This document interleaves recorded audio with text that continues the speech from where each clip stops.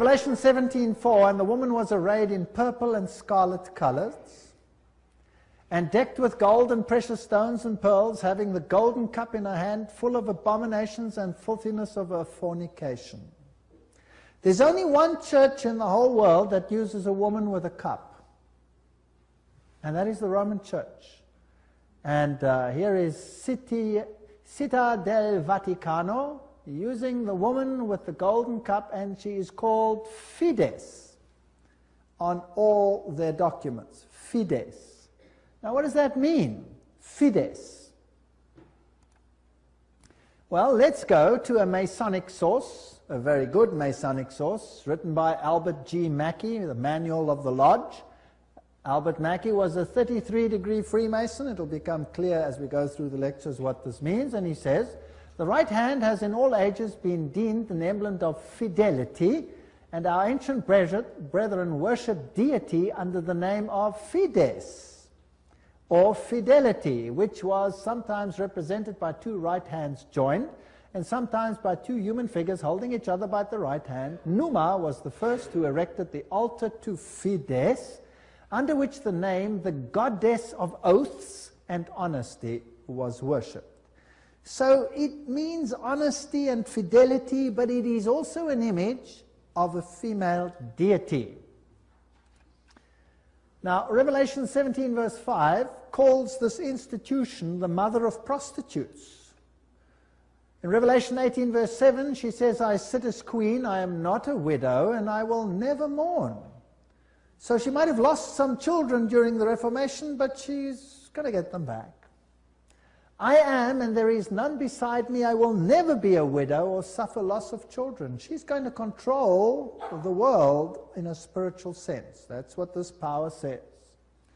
Now, it's interesting that the Vatican has just recently, September 5, 2000, issued this encyclical, Dominus Iesus, where she says, other churches are no sisters of ours, the Vatican insists. It must always be clear that the one holy Catholic and Apostolic Universal Church is not the sister, but the mother of all the churches. Cardinal Ratzinger said that. He's the head of the Inquisition. They don't call themselves the Inquisition anymore. They call themselves the Congregation for Doctrine and Faith. But it's the same thing. It's even in the same building. Now, she's not the mother, she is not the sister, but the mother of all the churches. That means all the other churches are subject to her, right or wrong. That's what she says. Now in Revelation 13 verse 1 and 2, speaking about the same power, it says, and the dragon gave him his power and his seat and great authority. Now that's a very, wow, statement. The dragon gave him the power. In other words, this power comes from another source. Now doesn't Catholicism preach Christianity? Yes, it does. Doesn't it preach Jesus Christ as the Savior of the world? Yes, it does. But it also preaches mediation through other mechanisms and through the church. Now, it is interesting that in secret societies there are always two doctrines. One for the initiated and one for the goyim, the uninitiated. And the Knights Templars had two doctrines. The one was the inside esoteric occult doctrine, and the other one was the exoteric, the one to the outside, and that was Catholicism. So the masses received a religion which the insiders turned on its head.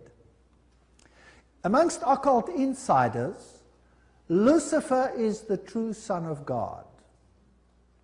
Jesus is a second son who was defeated by the first one who had been thrown out. So Lucifer is the true luminary, the victor in the battle, and will be the one who will be worshipped at the end of time. That is occult doctrine. That's always been the doctrine of the Kabbalah, the Kabbalist doctrine, and it has been the doctrine of Gnosticism.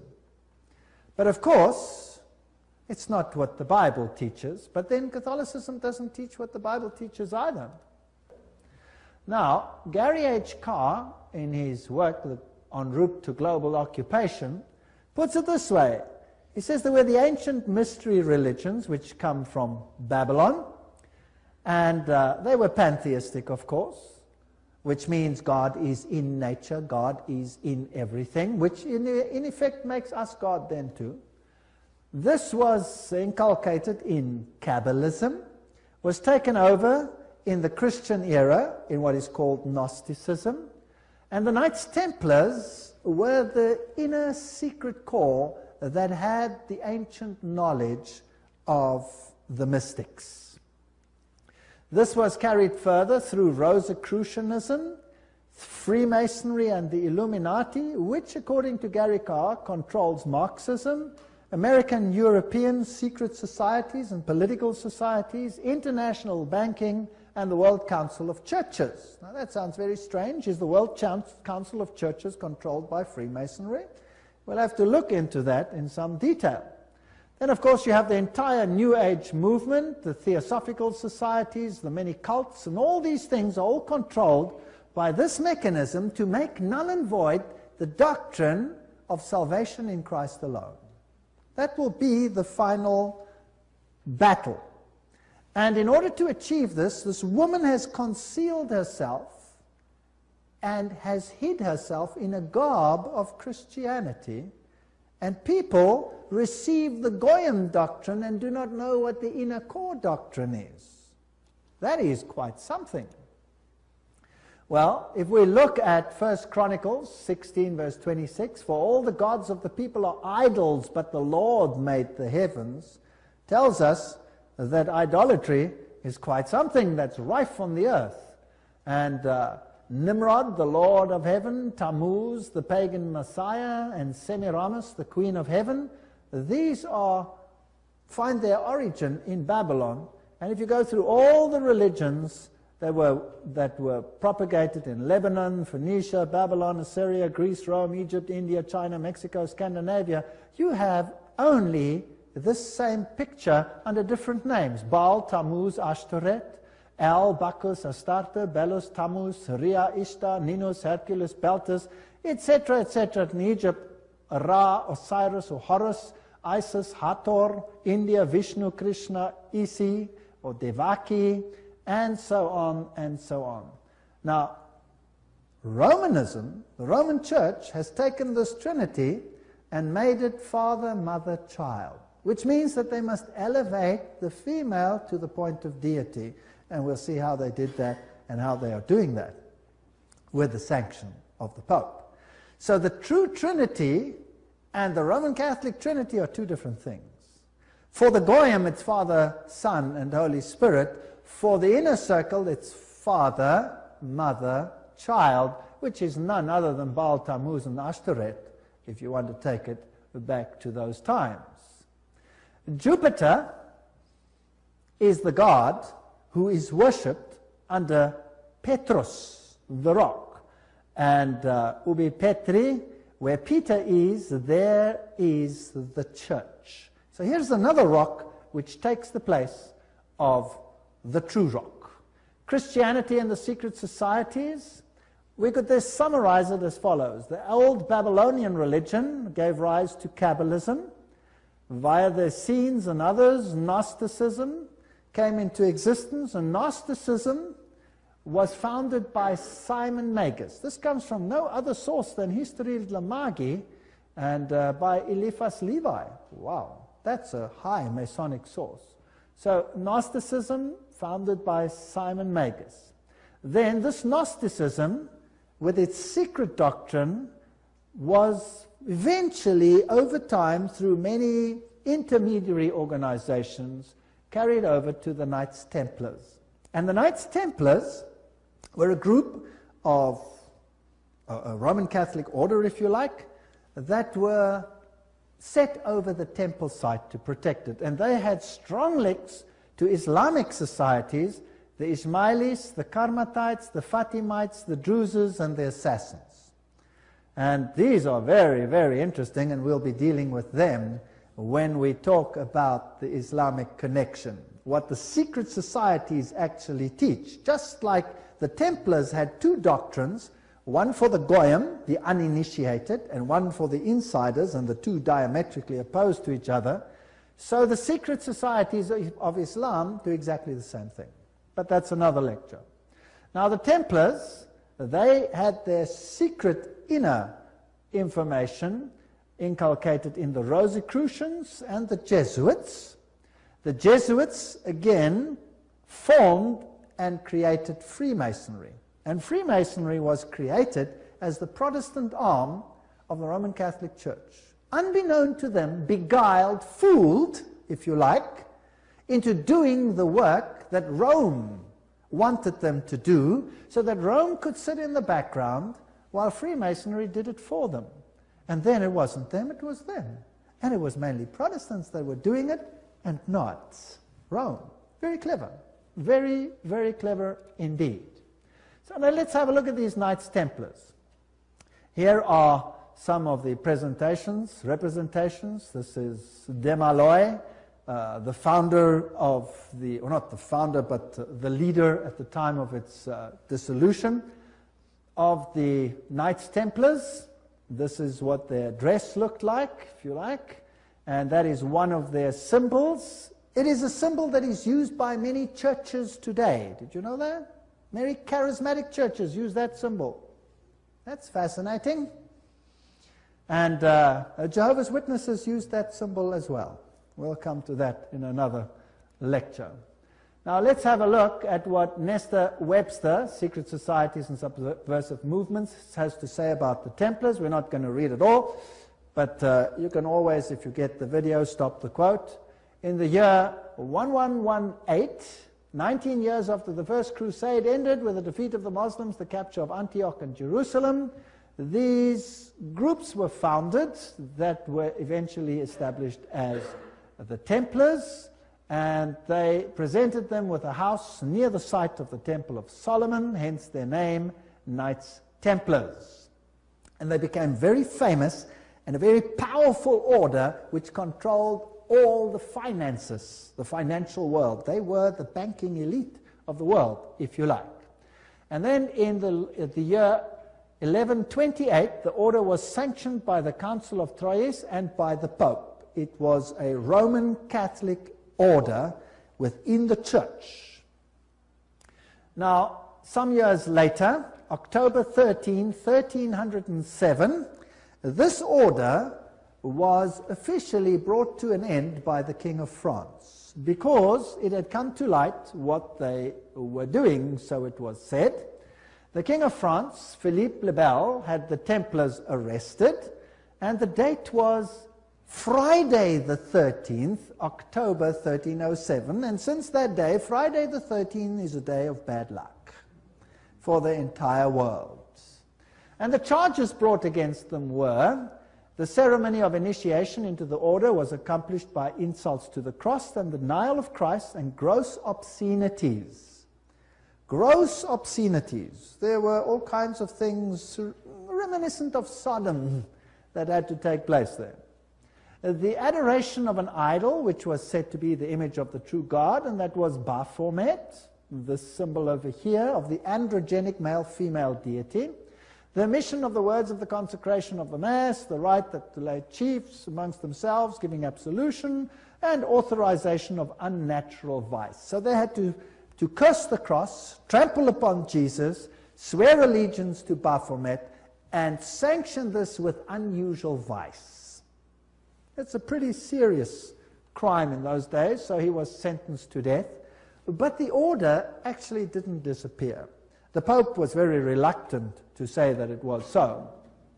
Masonic ritual includes references to the Knights Templars. For example here, Secret Societies and Subversive Movements says, several knights who had set forth the rescue of the holy places of Palestine from the Saracens formed an association under the name of Freemasons, thus indicating that their principal desire was the reconstruction of the Temple of Solomon. And you hear a lot about the reconstruction of the Temple of Solomon today, and the story of Israel and all those interesting things. Now let's go a little bit into some of the history. I'm taking you to this beautiful palace. Where do you think it is? It's in Jerusalem. And it's Notre Dame Vatican. And this is where the Pope has his representation in Jerusalem. It's a palace for a king. There's the Vatican flag flying outside. And there's even a whole lane where you have some interesting papal artifacts. Now, in Jerusalem, I went to look up the site of the Knights. And here is the Knights' Palace, the Latin Patriarchate. This is where the Knights Templars originally had a site, and the Knights of the Papacy now control this area. This is their symbol that they use. That is also the Knight's shield, which is used by many religions today. The Rema Church uses that symbol, for example. These are the eternal warriors. That is the symbol that they use. There they are they kiss the Pope or the Patriarch's ring. They are knighted just like knights, and they knight highly prominent bankers and individuals such as that. Inside this church, you have, of course, the statue of Jupiter as Peter. Notice that the foot is well kissed. And I didn't want to kiss the foot, so I just stood there. And it is a very important church because both Pope Paul VI and Pope John Paul II visited this church, which is, of course, highly symbolic, and there are the plaques. And the Latin Patriarch, the Knights' Palace. If you go inside, there's this interesting altar. And as you look at the altar, you'll see certain figures over here. This one over here is very interesting. Let me get it a little bit closer. And what do you see?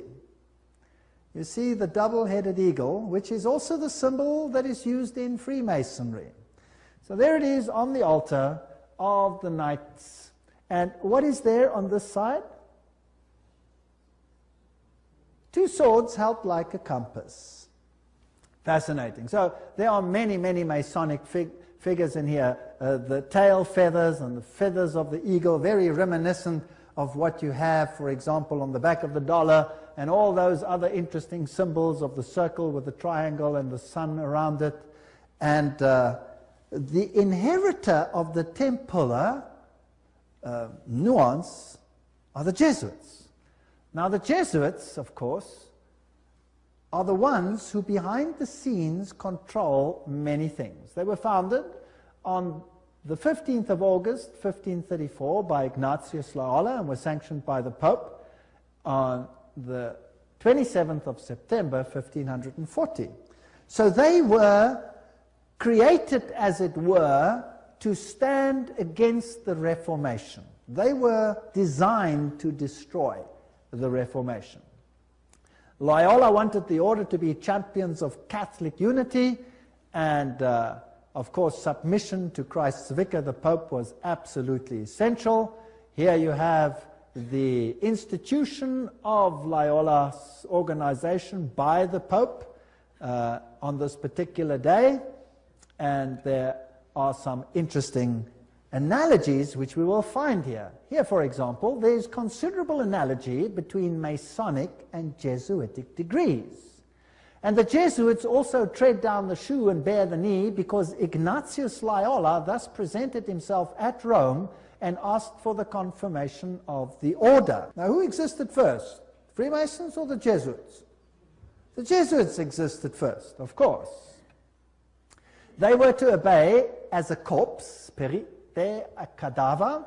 The reconstitutions repeat 500 times that one must see Christ in the person of the general, and even if God gave you a dog, you must obey him as though he were Jesus Christ himself. Loyola's statue in a Jesuit retreat, Loyola in vision, the Society of Jesus constituted in the Chapel Notre Dame, Notre-Dame, 1534, now the Chapel of the Sacred Heart in Paris. Many, many occult incrustations, and this is the famous Jesuit oath that each Jesuit makes when he becomes a Jesuit. Now, it'll tell us something about the character of the Jesuits. There it says, I, and he fills in his name, in the presence of God and all the saints and all these things, swear that His Holiness the Pope is Christ's vice-regent and is the true and only head of the Catholic Universal Church, etc. It also says here, that this power was given by the Savior, Jesus Christ. He has power to dispose heretical kings, princes, states, commonwealths, governments, all being illegal without his sacred confirmation, and that they may safely be destroyed. So a Jesuit swears that if a government is not subject to Rome, it can be what? Destroyed. I further declare that I will help and assist and advise all or any of His Holiness's agents wherever I shall be, and do my utmost to extirpate the heretical Protestant or liberal doctrines. Liberal doctrines are doctrines where you decide what you believe. You take the liberty of making your own choice rather than allowing the Pope to do it for you. And that will be destroyed, and all their pretended powers. And that it doesn't matter where you send me in the world, I will obey. And I promise that I will have no opinion of my own. I will obey like a corpse. And I will make war, secretly or openly, against all heretics, Protestants, and liberals, as I am directed to do, to extirpate and exterminate them from the face of the whole earth. I will spare neither sex, age, nor condition, and I will hang, waste, boil, flay, strangle, bury alive these infamous heretics, rip up the stomachs and wombs of their women, crush their infants' heads against the wall in order to annihilate forever their execrable race. That's quite a nice Christian promise. Would you agree? Very Christian promise. Did they do it? Well, the Waldenses, they smashed the children's heads against the rocks to make the parents resent. In the Ottoman Empire, that's an interesting story, in Serbia and in all those East Bloc countries where they occupied, they took the children, threw them in the air, and caught them on the ends of their bayonets. They were nice people. Now you will say, that was Islam, that wasn't Jesuits? Well, debatable. We'll talk about it another time. And if I cannot do it openly, I will do it secretly. So that is what a Jesuit swears. This is the famous Pontifical Gregorian University in Rome, the most prestigious Catholic university in the world. The Jesuits, in all their enclaves, have their figures in caves. Now, in paganism, all the deities come out of the cave, and they have the letters IHS, which actually stand for Isis, Horus, Set, which is the Egyptian Trinity. They, of course, say it means Iesus hominum salvator, Jesus the Savior of men, but it doesn't. It means IHS, Isis, Horus, Set. And their symbol is the triangle with the all-seeing eye in it for this deity. They also use the pillar, the stela, if you like. They have the symbol of the triangle with the eye in a circle, which is also the symbol used in the New Age movement. And we saw that Gary Carr says that Freemasonry controls the New Age movement and the Jesuits control the Freemasonry, or created it. This is the University of the Jesuits in Prague. On top of it they have Atlas, not Jesus Christ. If you go to a more modern Jesuit enclave like this one in Germany, I visited this. I'm quite cheeky sometimes, there I am. And took a picture, and inside they have this picture of Christ. This is not Christ, this is Atlas, holding the world on top of his shoulders, disguised. They have these symbols up against the wall. There, this symbol is the symbol of Hermes. If you take away the cross, then you have the symbol of Isis. This is paganism at its best. And these symbols over here are nothing. Here it is, Jesuit Kirche, when it was built, etc. And their symbolism, Maria, the M is the Masonic M, the triangle, Ria, the goddess. Here is a church in Germany, a cathedral.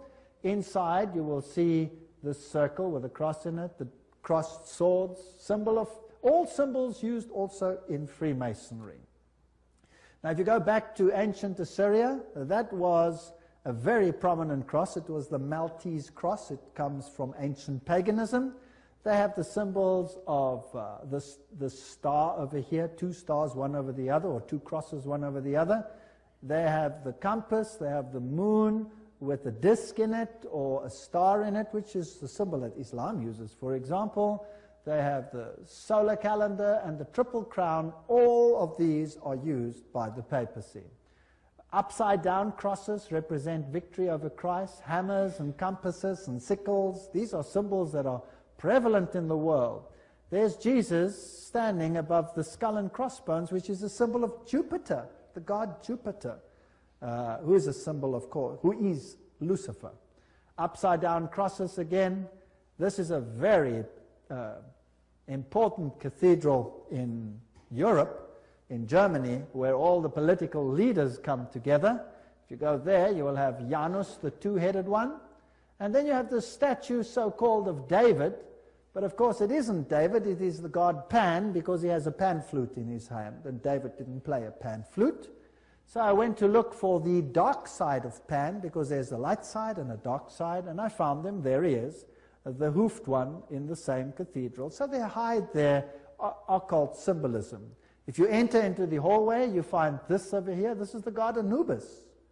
It's got nothing to do with Christianity. There you have him as well, plus you have the phoenix rising from the ashes, plus you have the symbol of Jupiter, and a whole host of other symbols over there. And in their side chapel, you have all the signs of the zodiac serving the various deities like Mars and Aquarius, etc. And the doorknob is a yin-yang. This has nothing to do with Christianity. They use the symbol of the compass and Jupiter and the PX symbol over there, which you will find in virtually every single Christian denomination upon the face of the earth. The phoenix rising from the ashes, the peacock, all symbols of Lucifer. Here you have the PX with a circle with a dot in it, and you say to yourself, but isn't that a symbol of Christianity? No, this is a symbol of Horus. This has got nothing to do with Christianity. They use pine cones. Let's ask Albert Mackey, 33-degree Freemason, to tell us what the symbol means. The point within the circle is an interesting and important symbol in Freemasonry. The symbol is really a beautiful but somewhat abstruse allusion to the old sun worship, and introduces us for the first time to that modification of it among the ancients, the worship of the phallus. So it's a pretty filthy symbol at that. It deals with male organs. Wow. So that comes from the horse's mouth. So that's what it means. Now what's the PX mean? Let's go to the best Masonic source in the world, Morals and Dogma, page 292. And in case you don't believe me, I photocopied it so that you can see it. There you can see the symbol. Can you see that? It is the staff of Osiris. On the medal of Constantinople, in hoc signat eris, whatever the inscriptions. And then some other interesting things. So this is the staff of Osiris, and then it goes through the mystic Tau and the crosses and the stars of David, and then he uses this one as well. Interesting symbol. He says the vestment of the priest of Horus were covered with these crosses. That's a Maltese cross. Remember that I showed it to you on the Assyrian king? Now, who wears that on his vestments? Well, let's have a look. Oops, there it is. Who's wearing it? The Pope is wearing it. So what is he? He must be the priest of Horus. So to the outside world, it seems like Christianity, but to the inner circle, it's occultism. On the floor of the cathedral in London, you have the tricolour, which is the triple yin-yang. And what does that mean? Well, let's go and ask the sources themselves. Celtic version of the yin-yang. That's what it is. The tricolour, the sea, good luck, cauldron, Celtic goddess, the goddess of wisdom and witchcraft. Who was enthroned in the French Revolution? Goddess of reason, witchcraft, reason, all these things, same deity. On the floor of the same cathedral, you find the mystic Tau. What does the Tau represent? Let's ask another Mason, Ward. He says it's the symbol of the male creative side of the deity, sign language of the mysteries. So again, it has a sexual connotation. What's it doing on the floor of a cathedral? So the Jesuits are the heirs of the occult religion, and they control the world through their agencies. They stand in the background, create sub-organizations, and everybody thinks they are not active. Let's ask them themselves what they believe. Here is the history of the generals of the Society of Jesus. These are all the generals, starting with Ignatius Loyola. They're all listed down there. We don't have to go through them all the way through to the present one that rules now, whose name is Peter Hans Kolvenbach. Nice German name. It's interesting that the Germans are very prominent in this. Peter Hans Kolvenbach is the head of the Jesuits. Cardinal Ratzinger, another German, is the head of the Inquisition. They seem to be pretty much in control. What does he look like? There he is, Peter Hans Kolvenbach. You're looking probably at one of the mightiest men on the earth today, if not the mightiest. He's the Black Pope. Here you have the cave of Loyola. Here you have George W. Bush and the Pope in audience with each other. And they don't do anything by chance. They just happen to do this exactly under that picture I showed you, where Loyola receives his commission from the Pope. Now, the ceremony of induction and the extreme oath of the Jesuits, Library of Congress, catalog card, there it is. You have been taught to insidiously plant the seeds of jealousy and hatred between communities, provinces and states that were at peace, and incite them to deeds of blood involving them in war with each other, and to create revolutions and civil wars in countries that were independent and prosperous, cultivating the art and the sciences and enjoying the blessings of peace, to take sides with the combatants and to act secretly in concert with your brother Jesuit, who might be engaged on the other side, but openly opposed to that with which you might be connected, only that the church may be the gainer in the end, in the conditions fixed in the treaties for peace, and that the end justifies the means. Whoa! This is Hegelian science. Two opposing viewpoints, dialectic thinking. You war the one with the other, and you rub them up until nothing is left. It's called thesis, antithesis, and the resultant clash brings synthesis, that which you want. Now note that the Jesuit can be very active on the one side, but he can be equally active on the other side. So this is all a process whereby they wish to attain things. The 30-Year War. And what was that about? The aim and the object was that that war should in truth become a war of annihilation. Besides, was it possible for them to allow peace to be concluded with countries whose rebellious governments had issued a law ruling that no Jesuit should ever again dare to show his face? Do you know that the Jesuits were thrown out of virtually all countries, including Catholic ones, because they were so divisive? Catholic kings couldn't even take the Jesuits and threw them out. If a Catholic king dared to throw out a Jesuit, that country was destroyed, Catholic or not, and the Jesuits are back. You can take your bottom dollar for that. So, the frightful responsibility for this terrible 30 Years' War must rest upon the Emperor Ferdinand II and his teachers, rulers, and bosom friends, the sons of Loyola. Every single thing I'm saying is a quote.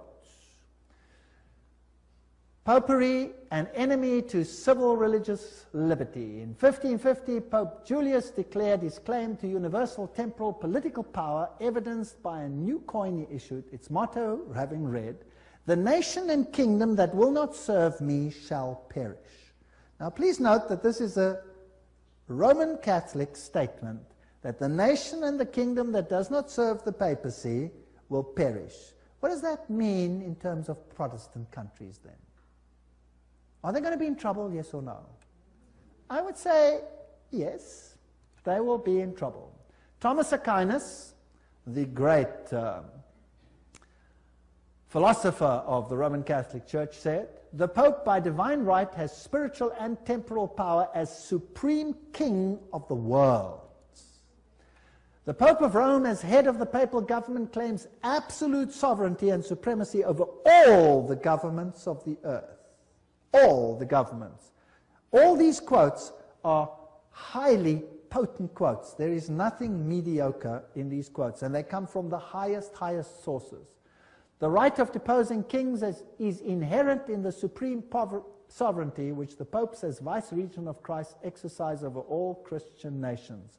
Cardinal Henry Manning, 1892, he was Archbishop of Westminster.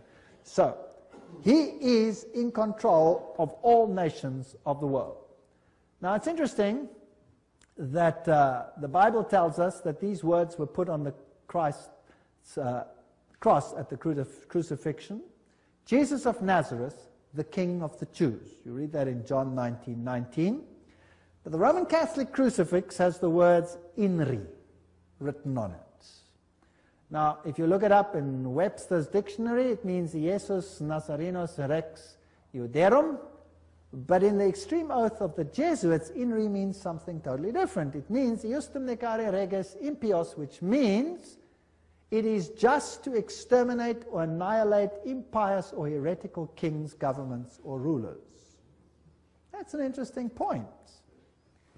Now, another thing that they want to do is destroy Protestantism. We cherish at the bottom of our hearts this principle that whatever does not unite with us must be annihilated. And we hold ourselves ready to make, as soon as we shall have the means, an energetic application of these principles.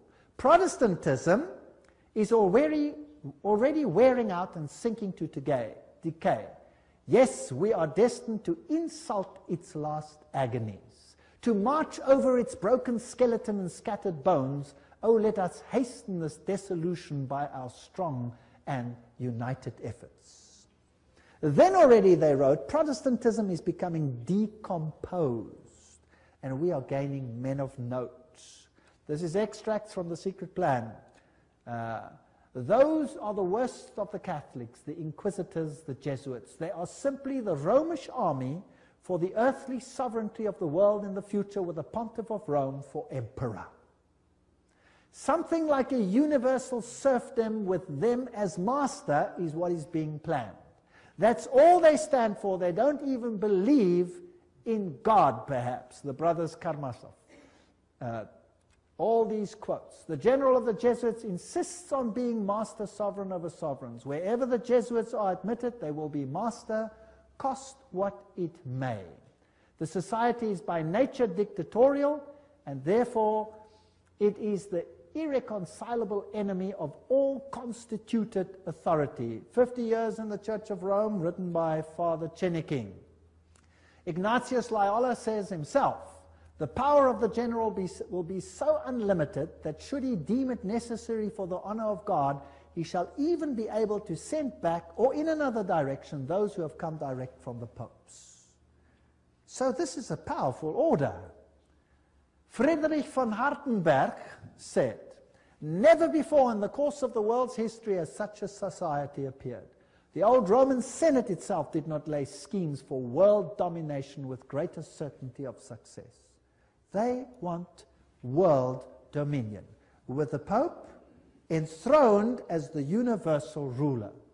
The Roman Catholic Lafayette said, it is my opinion that if the liberties of this country, the United States of America, are destroyed, it will be by the subtlety of the Roman Catholic Jesuit priests, for they are the most crafty, dangerous enemies to civil and religious liberty. They have instigated most of the wars of Europe. These are prominent people speaking. Morse, he's the founder of the Morse code, the inventor of the Morse code. He said, and who are these agents? They are for the most part Jesuits. An ecclesiastical order proverbial through the world for cunning, duplicity, and total want of moral principle, an order so skilled in all the arts of deception that even in Catholic countries, in Italy itself, it became intolerable and the people required its suppression. That's another prominent man. Archduke Maximal Francis said, they have so constantly mixed themselves up in the court and state intrigues that they must in justice be reproached with striving after universal dominion. And we could go on and on and on. This is a very interesting one. This is Michelangelo Tamburni, 1720. This is the Jesuit of the general of the Jesuits, the general speaking to the Duke of Brancas, and he said the following.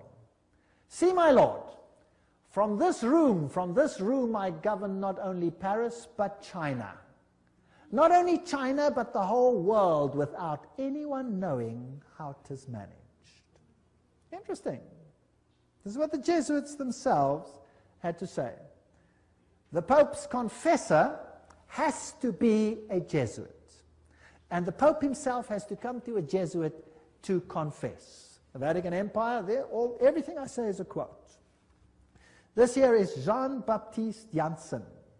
He ruled from 1946 to 1964, and he looks like a charming gentleman, very cheerful.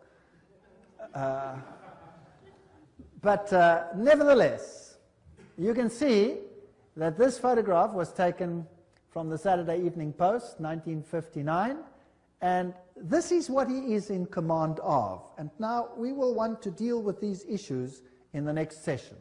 He controls the following secret societies: the Sovereign Military Order of Malta, so he is in control of the Knights of Malta; the Scottish Rite Shrine of Freemasonry; the Order of the Illuminati; the Knights of Columbus; the Knights of the Ku Klux Klan; B'nai B'rith, the Nation of Islam and its private army called the Fruit of Islam; the Mafia Commission, Opus Dei, along with a host of lesser brotherhoods. So each one of those secret societies is controlled by the Jesuits. Persecution of the Catholic Church in Germany has been directed only against those elements which did not entirely submit to the ever-increasing centralization of authority in church and state. So sometimes it looks as if even the Catholics are suffering, but only those Catholic groups that are not totally submissive to this system will be subjugated. Some Catholic orders were actually opposed to the Jesuits. They were killed, they were wiped out.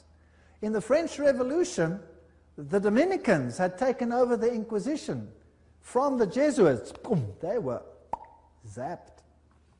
And the Jesuits took it back. Its objective was, and is still, to destroy the effects of the Reformation and to re-establish the Holy Roman Empire of the German nation.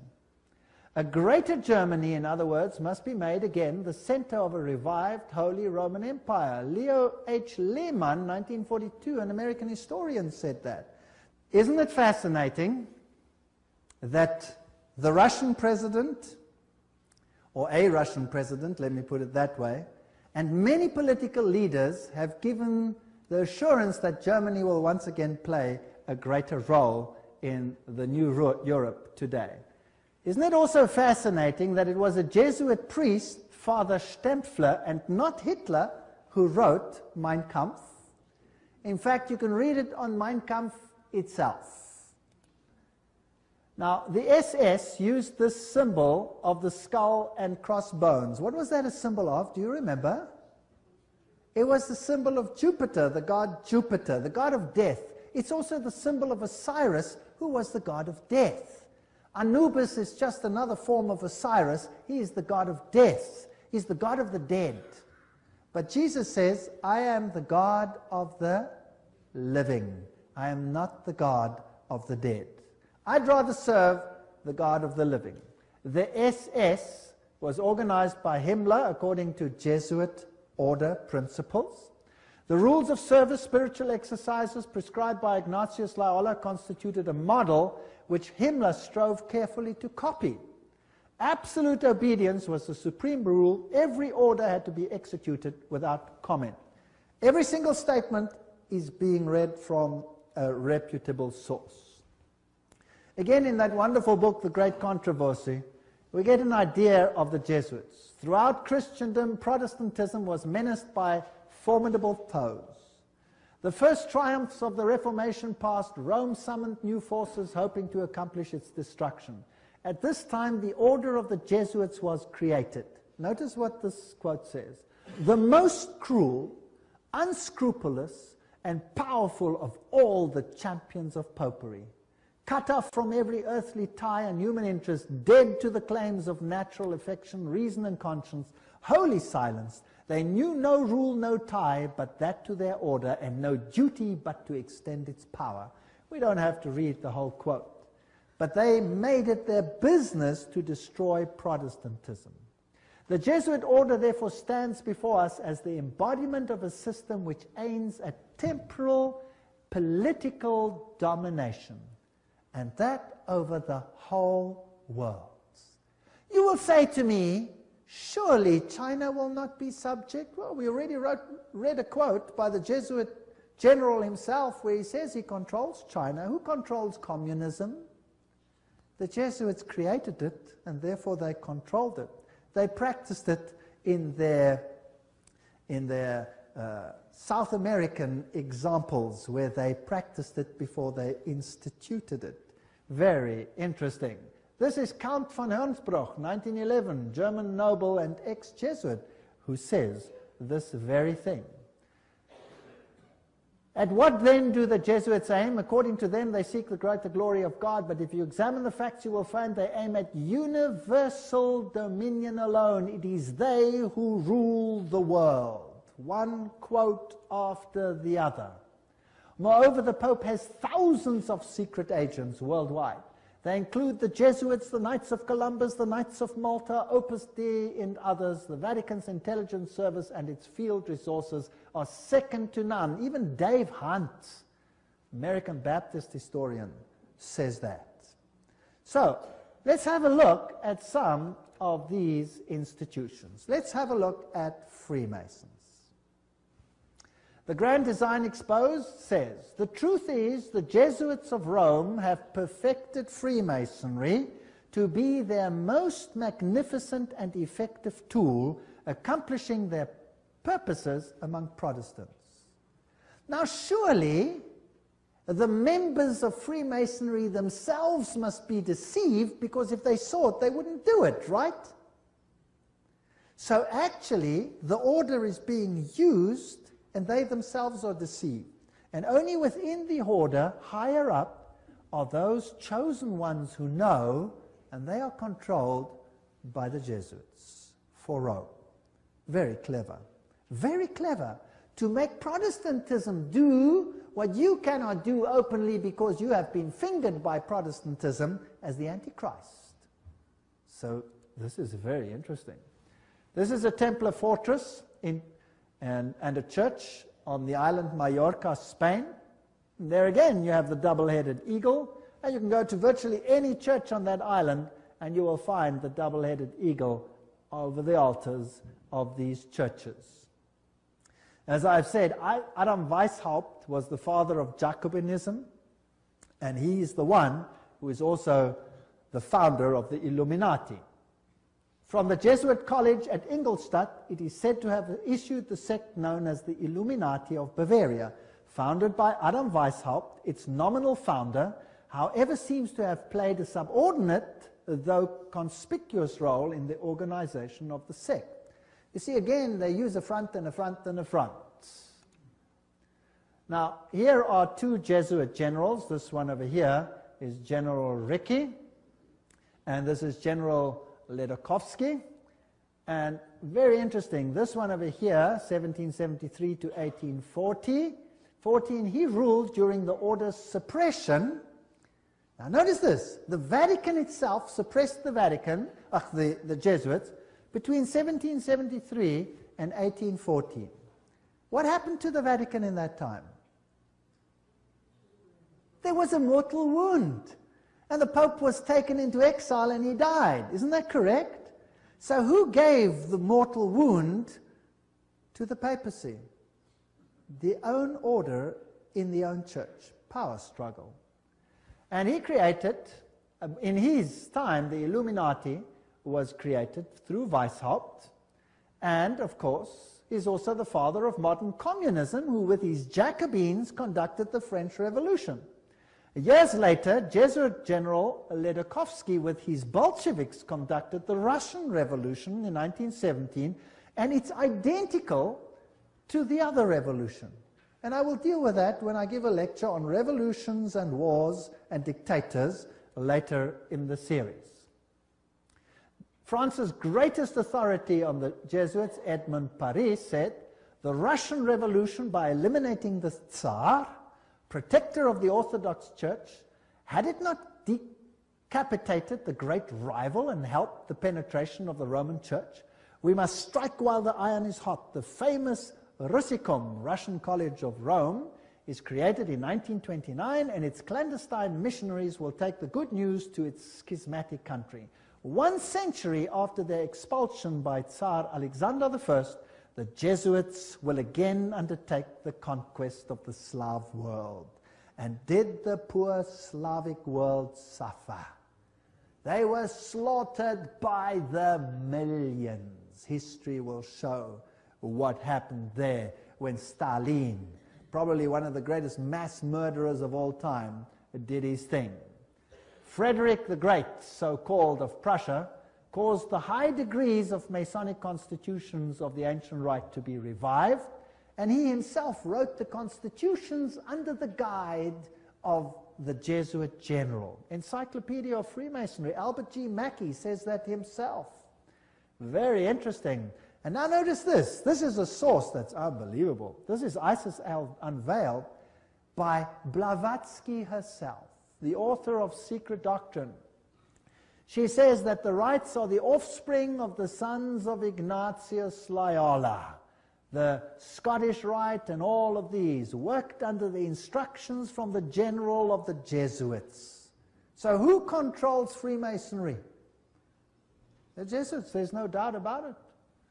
Here, we have confirmed the induction of the Knights Templar Mason into the councils of the said order of knighthood, and hoping and confiding that he will ever be so demean himself as to conduct to the glory of IHS, the most holy and almighty God, and to the honor of the mark we do recommend. There's a ritual in Freemasonry which is totally Jesuit. So the Jesuits control Freemasonry. Here's a Freemason temple, if you like. It's in Oklahoma. There is IHS. This is a Freemason temple. It's a lodge. There is IHS in it.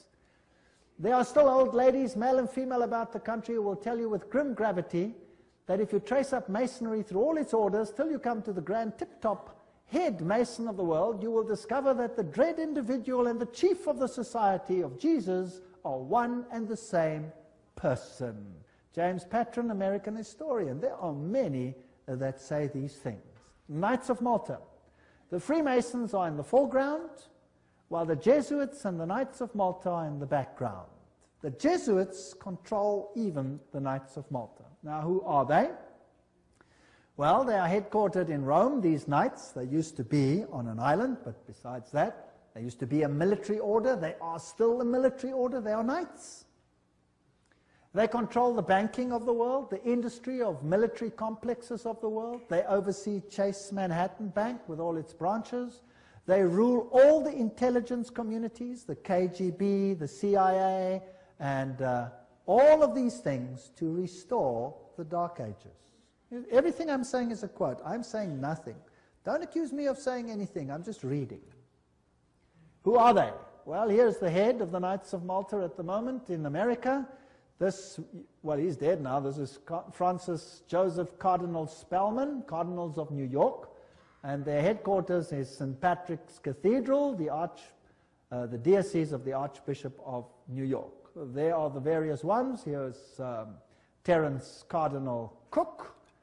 Then was Cardinal O'Connor, and currently Cardinal Archbishop of New York, Edward M. Egan. Now let's have a look who the members of the Knights of Malta are. That should be interesting. Some past, some present. General Alavena, George Anderson, Angleton, Azru, Bertie, Bobs, Bonaparte. Does that name ring a bell? Borges, Bradley, Brady, Pat Buchanan. Does that name ring a bell? James Buckley, Prescott Bush. Does that ring a bell? Frank Capra, William Casey. Does that ring a bell? CIA. Cisnero, Cooks, Coughlin, Loach, Giscard d'Estaing. Does that ring a bell? President of France. Bill Donovan, Alan Dulles, Avery Dulles, Edward Egan. That's, of course, the Cardinal himself. Franz Egon, John Farrell, Flanagan, Flynn, Gelly, Galen, Gorman, Grace, General Alexander Haig. Does that ring a bell? Otto von Habsburg. Wow. Conrad Hilton, Heinrich Himmler. He was Knights of Malta. J. Edgar Hoover, FBI, CIA fame. Joseph Kennedy, Ted Kennedy, Larkin, Lehman, Lorenza, Luce, Henry Luce, founder of all the great magazines and Time magazine and all of them. great publishing magnate, MacDonald, Manhattan, you name them, all of them, O'Neill, Otis, Franz von Papen, the legate who worked with Adolf Hitler, Perón, Rocco, the list goes on and on and on, Frank Shakespeare, Martin Shea, even Frank Sinatra was a Knight of Malta, for interest's sake. So there are prominent men who are Knights of Malta. Now what about the Knights of Columbus? The founder of the Knights of Columbus is Father Michael McGivney. He lived a very short time, then he died. He was very young. He died at the age of 38. There is their emblem, and this is their official home webpage. You can just take it straight off, and you can see something fascinating. What is that? Hello? Do you remember what it is? A little bundle of rods that you also found in the French Revolution, right there in the Manifest of Human Rights. What is it? Fasciae. And they've got a wreath around them. What does that mean? All power in one man. Who will that man be? Who do the Knights Columbus, founded by a Roman Catholic priest, want to see the power vested in? The Pope, of course. The Knights of Columbus, founded at New Haven, Connecticut, 1882. Then it was already considered 300,000 strong. Only Roman Catholics are eligible. It is initiative to service in 4 degrees. It's the heart and soul of politics. You cannot get into politics if you don't have the stamp of approval of these guys. The fact is well known to political machines and non-Catholic politicians whose candidates must receive the approval of Rome and the Knights before they dare nominate them for either dog pound or presidency. The Knights of Columbus' principal business is politics, a Jesuitical politics. A menace to the nations, Jeremiah Crowley, is the quote. These are serious accusations. There they are, with their fasciae, which will become clearer as we go on, and we can see where we are heading. For today, Rome considers listen to this. Today, Rome considers the fascist regime the nearest to its dogmas and interests.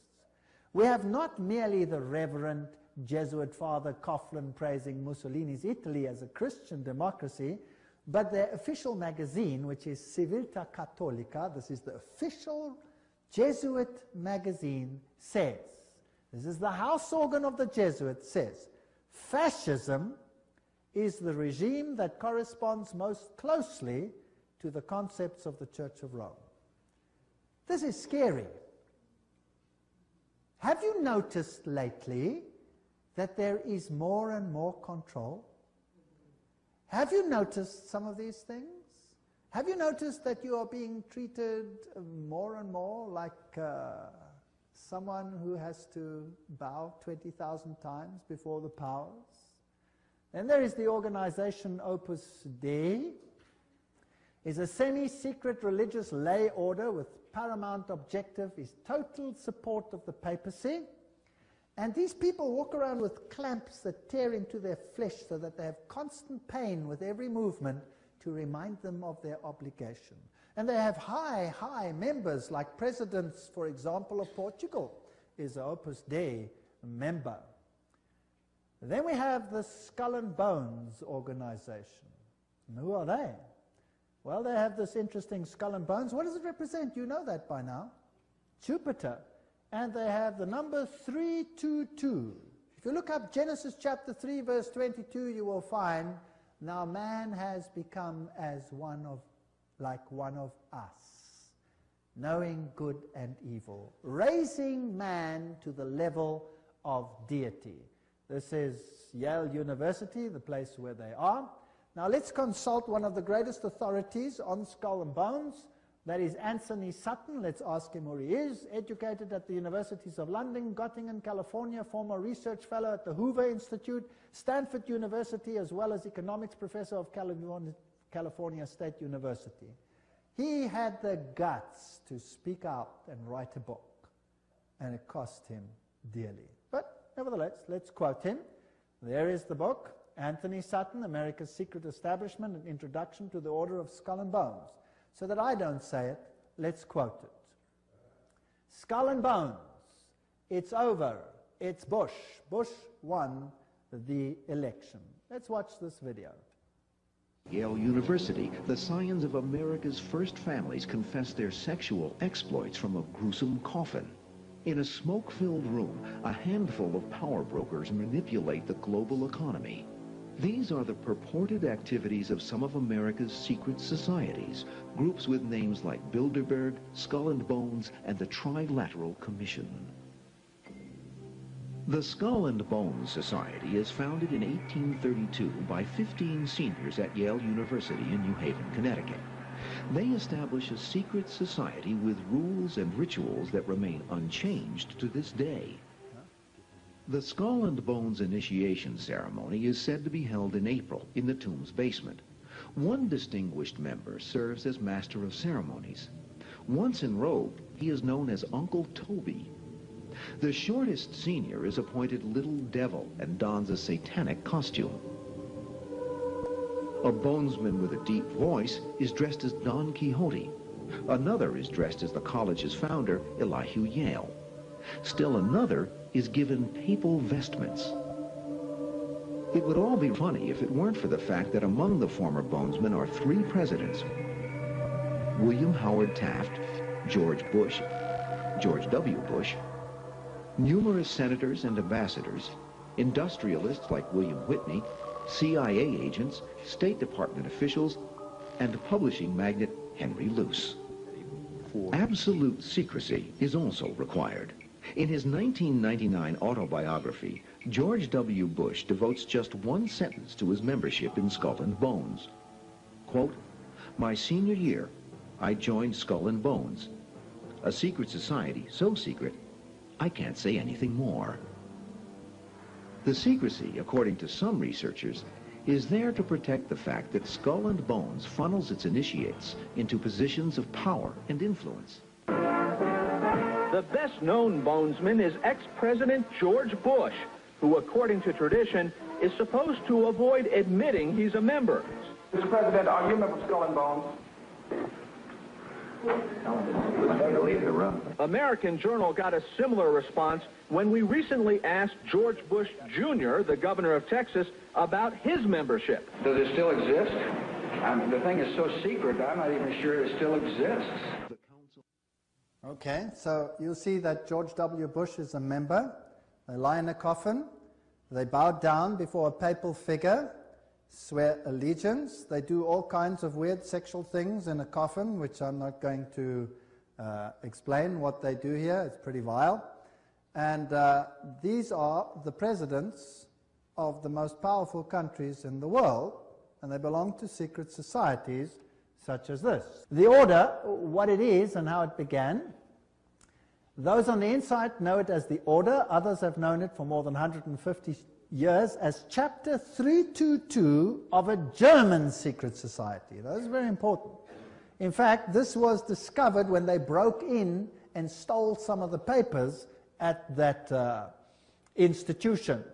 It is officially known as the Russell Trust of 1856, or as the Brotherhood of Death, because they serve the god of death, who happens to be Anubis, if you like, Osiris, if you like, or Jupiter.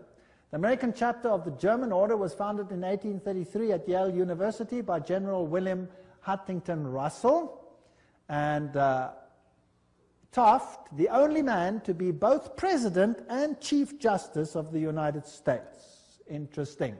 Now, the German order, what does this actually mean? The Illuminati had its origin at the University of Ingolstadt, and recruits were from the student Inkorps. Of course, they had to be students with high connections, you know, sons of very high insiders. The order had its origin in Yale in 1833, but Skull and Bones is a chapter of a German secret society. So, which organization does it represent? Active members have enough influence to push their sons and relatives into the order, and there's significant intermarriage amongst the families, and they fall into major categories, 2 major categories. We find the old line, American families; second, families who occupy great wealth. When he's initiated into the order, he says, tonight he will die to the world and be born again into the order, as he will henceforth refer to it. The order is a world unto itself, in which he will have a new name, and 14 new blood brothers also with new names. Now there's also a British chapter which was established at Oxford University and All Souls College, and the British element is called the Group. So the Skull and Bones is not the only one. You have the Group, and then you have a European order as well. So the Group links to the Jewish equivalent through the Rothschilds, the Inner Circle, and so there is a worldwide secret organization which has the highest individual in industry, government, all facets of life. And they actually are the most prominent rulers in the world today. And if they are a chapter of a German society, then they are the Illuminati. And George W. Bush said that there are 1,000 points of light illuminating the world at the moment. It's interesting that the order writes many constitutions. The members write constitutions. For example, Archibald MacLeish, who is a member of Skull and Bones, or was, he wrote the constitution of UNESCO. Now we're going to have to deal with UNESCO and find out what it's about. Churches, the Union Theological Seminary is under the control of Skull and Bones. A very interesting seminary. We'll deal with these in more detail in another lecture. Major establishment of law firms, communications and industry, the Federal Reserve, and all of these are controlled by the order. This is how Chapter 322 operates. There's a central inner core. Notice that this is actually the all-seeing eye, the wedge of the eye, but that's something else. There's an inner core, there's an inner circle, there's an outer circle, there's an Atlantic Circle, the Bohemian Club, notice there, Bohemian Club, part of Skull and Bones, Pilgrim Society, Penumbra Order, Chapter 322 of the Order, the Trilateral Commission. That's how it's put together. You could basically put it this way: Council of Foreign Relations, United Nations, Bilderbergs, Club of Rome, Royal Institute of International Affairs, and the Trilateral Commission, with the Illuminati controlling everything on the inside, forming basically the round table. Now you saw that the Bohemian Club is part and parcel of the issue. Now what is this Bohemian Club? Well, here's the Bohemian Grove.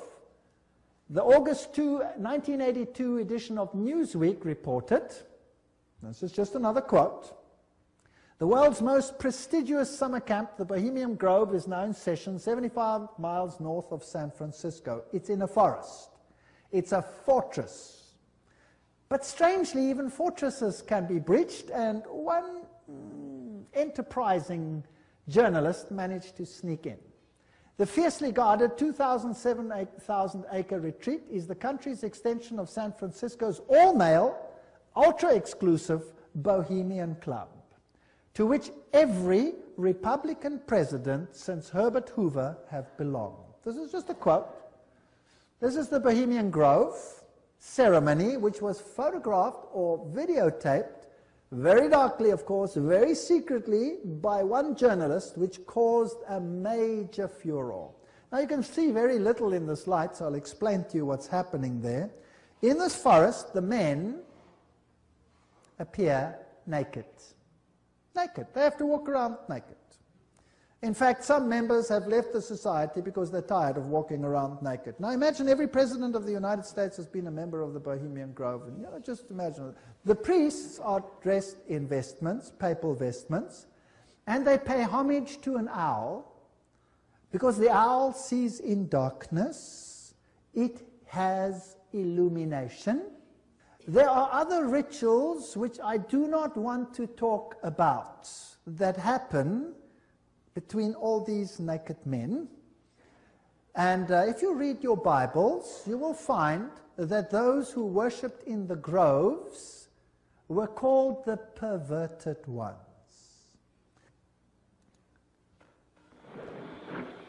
There's the papal vestment. Is in his leafy temple.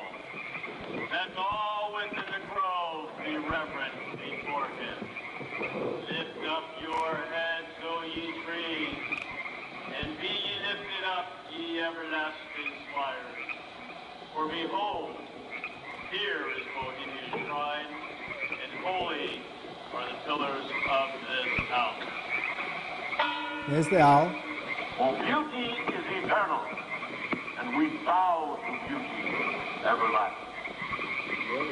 For lasting happiness, return to one alone, and she surrounds you now. Great nature, refuge of the weary heart. We bow to one alone, great nature. She is ever faithful. Other friends may fail, so must ye come as children. Little children that believe nor ever doubt her beauty and her faith. Bohemians and priests, our funeral pyre awaits the corpse of care. Great son of all mortal wisdom, Owl of Bohemia, we beseech thee, grant us thy counsel. Owl of Bohemia, grant us thy counsel.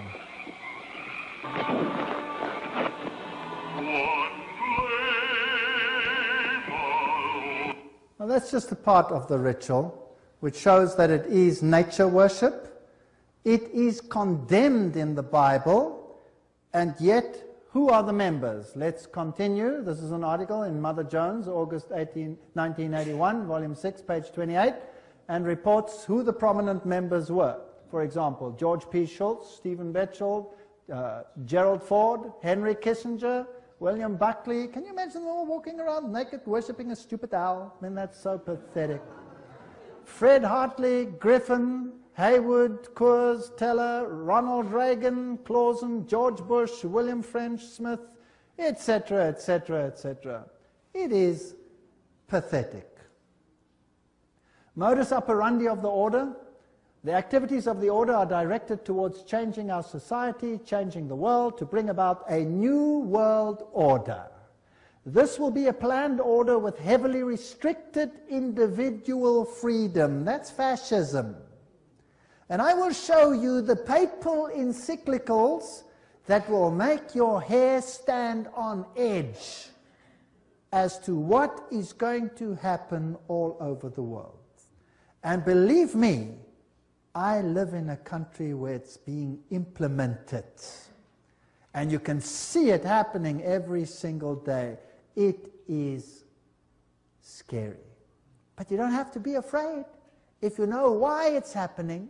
If you do not know why it is happening, you will despair, and there are thousands who are putting bullets through their head because they cannot tolerate it. 4,000 farmers driven off the land and murdered in my country alone. They lose everything, they lose hope, they put bullets through their heads, they wipe out their entire families because it's better for them to die than to live with it. No constitutional protection if you go against it. They control education. I'll show you how in the lectures. Money, law, politics, economy, history, psychology, philanthropy, medicine, religion, media. There is nothing that they do not control. And remember, they are neither left nor are they right. So if there are right-wing parties and left-wing parties, they control them what? Both. That's the Hegelian principle. That's Hegelian logic. Remember that both Marx and Hitler, the extremes of left and right, presented as textbook enemies, evolved out of the same philosophical system, Hegelianism, that brings screams of intellectual anguish from Marxists and Nazis. Remember that the Jesuits were told that they must serve on this side and the other side. Remember that? And create conflict between the sides. This conflict of opposites is essential to bring about the change that they want. Today, this process can be identified in the literature of the Trilateral Commission, for example, where change is promoted under conflict management. Have you heard that name before? Right, conflict is essential. The state is absolute. So the state must have total control. That means the people must relinquish their rights to the state. Do you see that happening in the United States at the moment? Absolutely. So the state requires complete obedience. An individual does not exist for himself in these so-called organic systems, but only to perform a role in the operation of the state. That's exactly what it was like under Nazism. Here's Hegel. The two, Hegel and Kant, are the philosophers behind the system. I was stunned. I was in Europe 4 weeks ago, in Germany, and the leaders, the presidents of Germany, went down and put down wreaths in front of these people's graves and said, their philosophy has made the new Europe possible. They honored them. What a terrible, I would almost say satanic, well, why not just say it, philosophy. The Illuminati principle that the end justifies the means is also the principle of the group and the order, which is skull and bones. That means you can do anything, no matter how dastardly, as long as you achieve your aim. There's an outer circle, an inner core, all of these. Council of Foreign Relations is the outer circle, Trilateral Commission, all of those. Trilateral Commission was founded by David Rockefeller, comprises 200 members worldwide. The Bundy operation, activism towards a new world global order. George W. Bush, who was a member of Skull and Bones, remember, says that it's a big idea, a new world order where diverse nations are drawn together in a common cause. Only the United States has both the moral standing and the means to back it up. So, do you think they're trying to get all the countries of the world to come into this system, yes or no?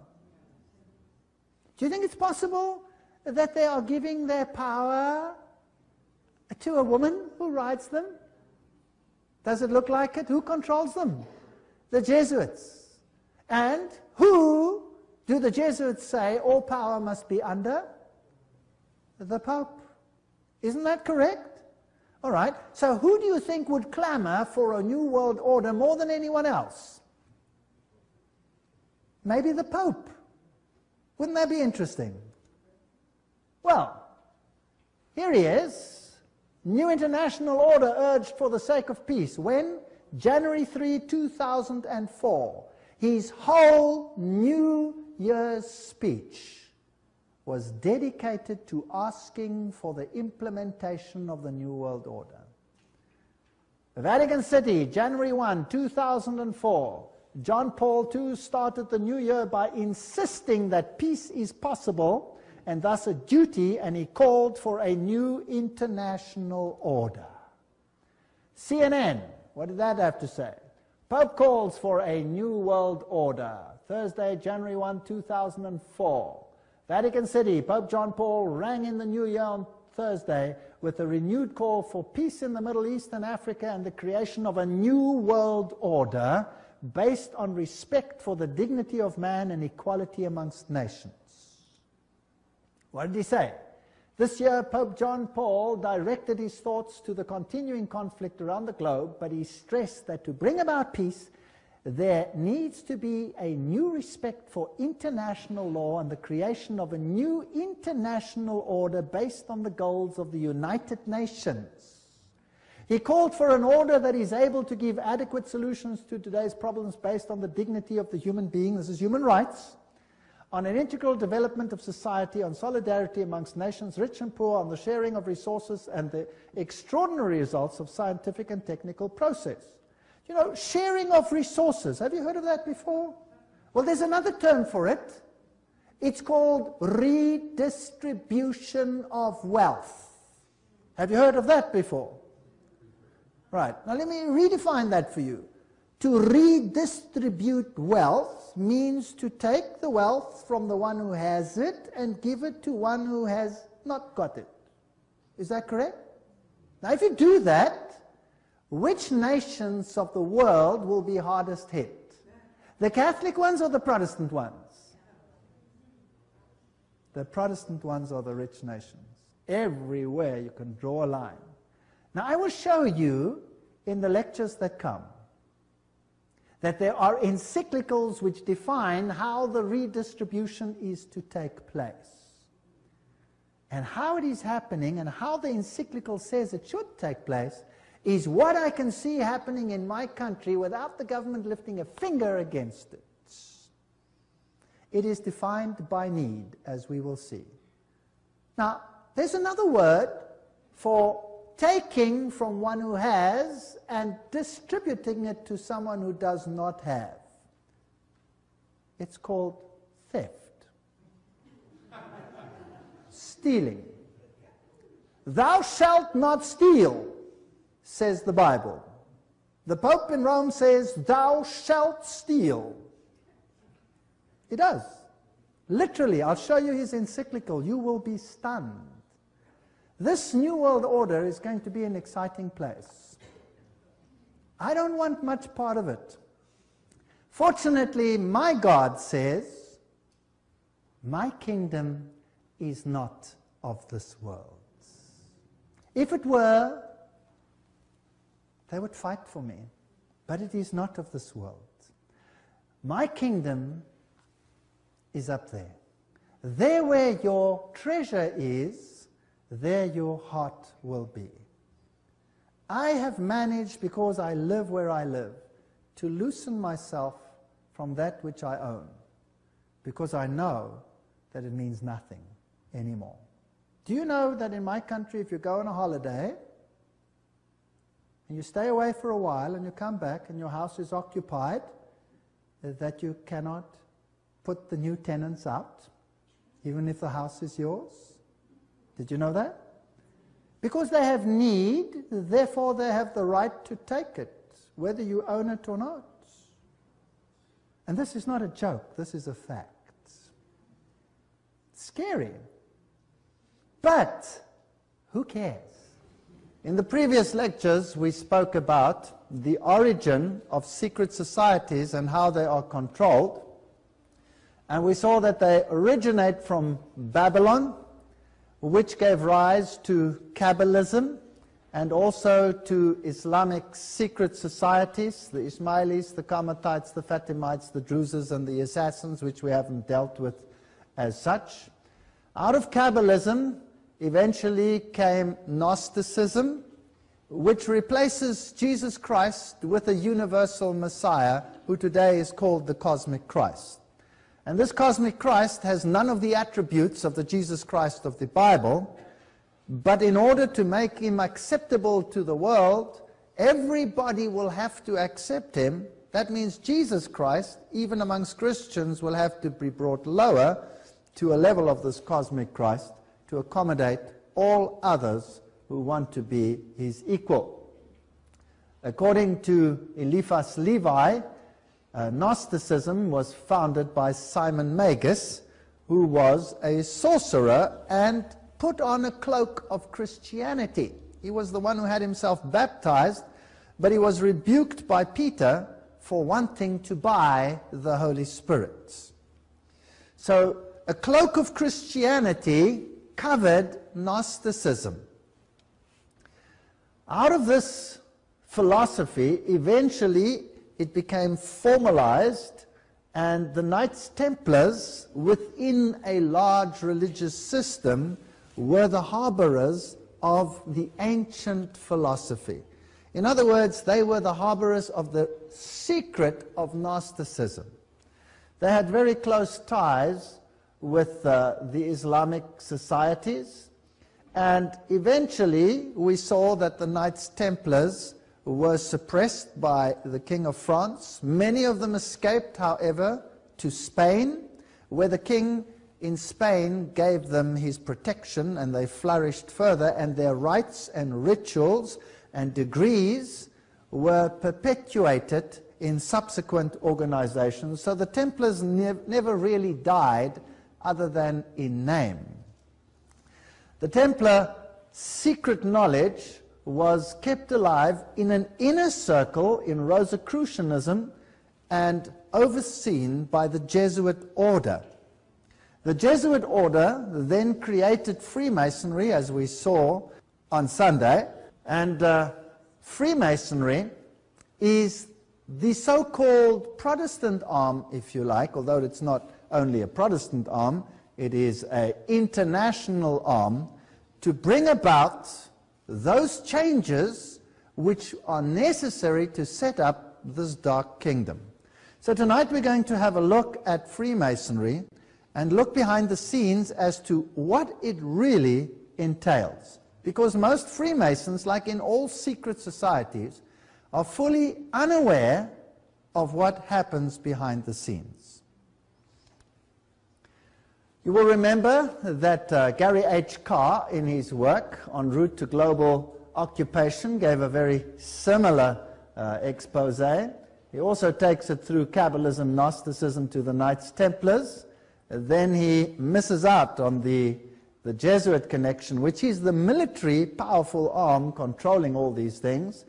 And he has Freemasonry control Marxism, American, European secret political societies, international banking elite, and then, scarily, the World Council of Churches. Now, this is not me saying this is this man, and he is no small fish. And theosophical societies, together with many cults, then constitute what is known as the New Age movement. And the New Age movement is much larger than what we believe just to be a few esoterics doing their thing. It culminates in an entire system which is to unite the entire world, and the World Council of Churches will play a very prominent role in this mechanism. So it's very important that we know what Freemasonry stands for. The outer shell of Freemasonry proposes to sell whatever religion is prominent in that area. So, for example, if you are living in a Muslim country and you belong to Freemasonry, then the religion that is propagated at the level of the people and at the lower level of Freemasonry will be Islam. If you are living in a Jewish environment, then of course the religion will be Judaism. If you are living in a Christian environment, then the Bible will be the central book in a lodge, and as far as the lower echelon of the members is concerned, Christianity will be the basis for the movement. But in actual fact, if it is controlled by another power inside, then the picture can be totally different. Now, I'm going to quote tonight from the very, very best sources. I'm not going to use any hearsay. I'm not going to use thus said so-and-so and so-and-so, about so-and-so, through so-and-so. No, we're going to go to the original sources, the very best. The book Morals and Dogma is a book written by Albert Pike. It is considered the central theology of Freemasonry. Only the highest Freemasons receive this book, and upon their death, this book must be returned to the lodge. So this is not something that is readily available. Today, you can go on the internet and you can order Morals and Dogma, but you will never receive the real McCoy. Unless you by chance happen to find someone where a Freemason has died and the book has never been returned, and after a few generations somebody finds it, and some of these copies are actually floating around, and there you can find the original information. In my own case, I have many documents because my father-in-law was very, very high up in these issues, and when he died, I obtained a fair amount of information that would probably not be available to most people. And in my researches for many, many years, I searched for the original documents so that we can have it out of the horse's mouth. So if you feel upset about what I'm saying tonight, remember, I will be saying nothing. I will be quoting. And then you make your own minds up as to whether this is so or whether this is not so. Morals and Dogma, the very highest source in Freemasonry. Page 870. The Templars, like all other secret orders and associations, had two doctrines. One concealed and reserved for the masters, which was Johannism. The other public, which was the Roman Catholic. Quite straightforward. So there is a doctrine that is being taught to the masses, and the masses are the uninitiated. Marx called them cattle. They are also called catechumens. They are called goyim. They are called all kinds of derogatory names.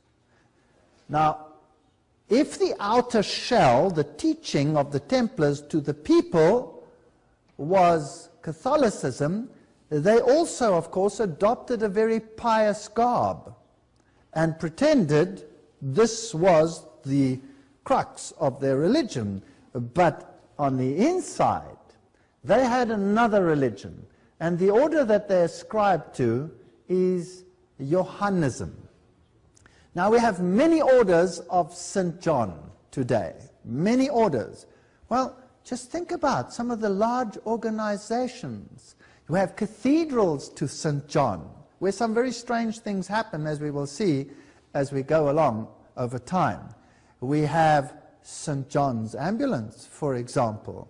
You know, we could go on and on and on and on. I don't want to go into too much detail here. All of these are organizations which are philanthropic, seem to be doing a very good thing. They run many, many hospitals. They give huge sums of money to the poor and to children's hospitals, to the crippled people in the world. And being so philanthropic, it is very hard to pin something negative to organizations that appear to do so much good. And this is actually the best cloak into which to clothe something else that should not be discovered. So whenever you see Johannism, supposedly, of course, from John the Baptist, then eye it with suspicion. So two doctrines, one to the outside and one to the inside. Morals and Dogma, page 820. The Templars were gravely accused of spitting upon Christ and denying God at their receptions, of gross obscenities, conversations with female devils, and the worship of monstrous idol. Now, we discussed that in the previous lecture. The end of the drama is well known, and how Jacques de Molay and his fellows perished in the flames. But, now this is the highest source of Freemasonry. But before his execution, the chief of the doomed order organized and instituted what afterwards came to be called the occult, hermetic, or Scottish Masonry. You cannot get a higher source than this. So according to Albert Pike, Freemasonry continued the legacy of the Templars. In the gloom of his prison, the Grand Master created 4 metropolitan lodges, at Naples for the east, at Edinburgh for the west, at Stockholm for the north, and at Paris for the south. The initials of his name, JBM, found in the same order in the first 3 degrees, are but one of the many internal and cognate proofs that such was the origin of modern Freemasonry. That's from the horse's mouth. So the Templars aren't really dead, but still alive. In fact, in the York Rite, there is a level which is the Templar level. So everything is there. The 32nd degree of Masonry, Sublime Prince of the Royal Secret, that's the highest level of Scottish Freemasonry. There is one higher degree, the 33rd degree, but that is an honorary degree. So the highest level of Freemasonry is the 32nd. Again, Morals and Dogma. The occult science of the ancient Magi was concealed under the shadows of the ancient mysteries.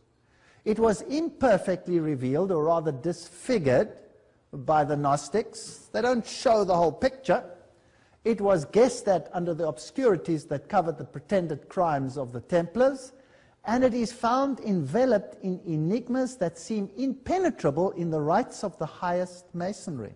Do you have that? So out of the horse's mouth, the mystery of the ancient Magi and the shadows of the ancient mysteries are present and known to the highest levels of Freemasonry. None of the lower levels know anything about this. They come into the lodge and they think it is a Christian society with, well, at least with Christian flavor, if they're in a Christian lodge, and that they are a brotherhood for doing good unto others. Well, this is San Salvador. This is in Mallorca, where the Templars, of course, found protection under the Spanish kings. And if you go into the Templar enclave, you will find on the altars of the churches, remember that the Templars were an order of the Roman Catholic Church, like the Jesuits are today, the most powerful order within the church, so they were the most powerful order in the church that controlled not only the military aspects, because they were knights, but they also controlled the financial aspects. And the double-headed eagle was part and parcel of their symbolism. Two heads. Janus had two heads. He looked forwards and he looked backwards. If you go into the other churches, you will find them on the altars. There it is above the altar of the churches on Mallorca. Now this is Rosicrucianism. The rose is a symbol of their deity. Now, I really don't get too upset about symbols. If I had to be upset about every symbol, I would have to throw everything out of my house or anything that is manufactured because they all have the symbols on them. We are living in this world, but we don't have to be part of this world. And we can do things whether there's a symbol on or not, because obviously a symbol means nothing. But it's just interesting to know. It's like reading another language. Well, here are some of the occult teachings of Rosicrucianism, where you have the zipharots, the levels that you can attain to, and this is pure Kabbalism. Now you must understand that in the Kabbalah, it is not Yahweh who is the true ruler, it is Lucifer who is the true ruler. But we will come to that as we come later. And the zipharots are emanations of his appearance. So let's ask Morals and Dogma again what it has to say about the Kabbalah, which, by the way, is called the most holy Kabbalah today. The Talmud is called the Holy Talmud, and the Bible is just called the Torah. Isn't that strange? The Bible is called the Torah, and then a book of rules that never appear in the Bible is called the Holy Talmud. And an occult book is called the Most Holy Kabbalah. And I would like to venture so far as that there are very, very, very few rabbis in the world today that are not Kabbalists, which is scary. The Holy Kabbalah, or tradition of the children of Set, this is of course not true. According to this doctrine, then Set would have been an apostate already. Or they turn it around, they say not an apostate, an initiate. So there's an internal doctrine for the initiate and a public doctrine for the goyim, for the cattle, just to keep them occupied. Tradition of the children of Set was carried from Chaldea by Abraham, taught to the Egyptian priesthood by Joseph, recovered and purified by Moses, concealed under symbols in the Bible, revealed by the Savior to St. John, there you have it again, the Johansonites, and contained entire under hieratic figures analogous to those that all antiquity in the apocalypse of that apostle. Okay, so now he's turned everything around. Abraham, Joseph, Moses were all initiates, and what they taught to the people was drivel, let's put it that way, to keep them happy and to keep them uninformed. But on the inside they had another doctrine. Now that's of course not true, because Moses wrote the Torah. And everything they believe is the opposite of what the Torah teaches. And the Kabbalah, that book, turns the Torah upside down and makes it occult. The three great lights of the lodge are symbols to us of the power, wisdom, and beneficence of the deity. They are also symbols of the first three Sephirots, emanations of this deity, according to the Kabbalah. So the Kabbalah is very, very central in this story. We read on. Every Masonic lodge is a temple of religion, although they are told that it is not a temple of religion. Here, Morals and Dogma says it is a temple of religion, and its teachings are instructions in religion. This is true religion revealed to the ancient patriarchs. Now we've seen that they've turned the ancient patriarchs upside down into occultists in order to sell this to the people, of course. which Masonry has taught for many centuries and which it will continue to teach as long as time endures. Okay, thank you. Let's ask some questions, and we'll ask Masonry to answer it. And the sources we will use are only the highest Masonic writings. And the Freemasons that will be asked to give answers will be of only the very highest degree. So Albert Mackey, he wrote the Encyclopedia of Freemasonry. You cannot get a better source than that. Most of the best lodges, the greatest lodges, have the Encyclopedia of Freemasonry. And he was a 33-degree Freemason, which means he was an initiate. Is Freemasonry a Christian organization? If Freemasonry were simply a Christian institution, the Jew, the Muslim, the Brahmin, the Buddhist could not conscientiously partake of its illumination. So it's not a Christian institution. So why is the Bible there? It's there as a symbol, as we saw, of the first three Sephiroths. Is it Christian?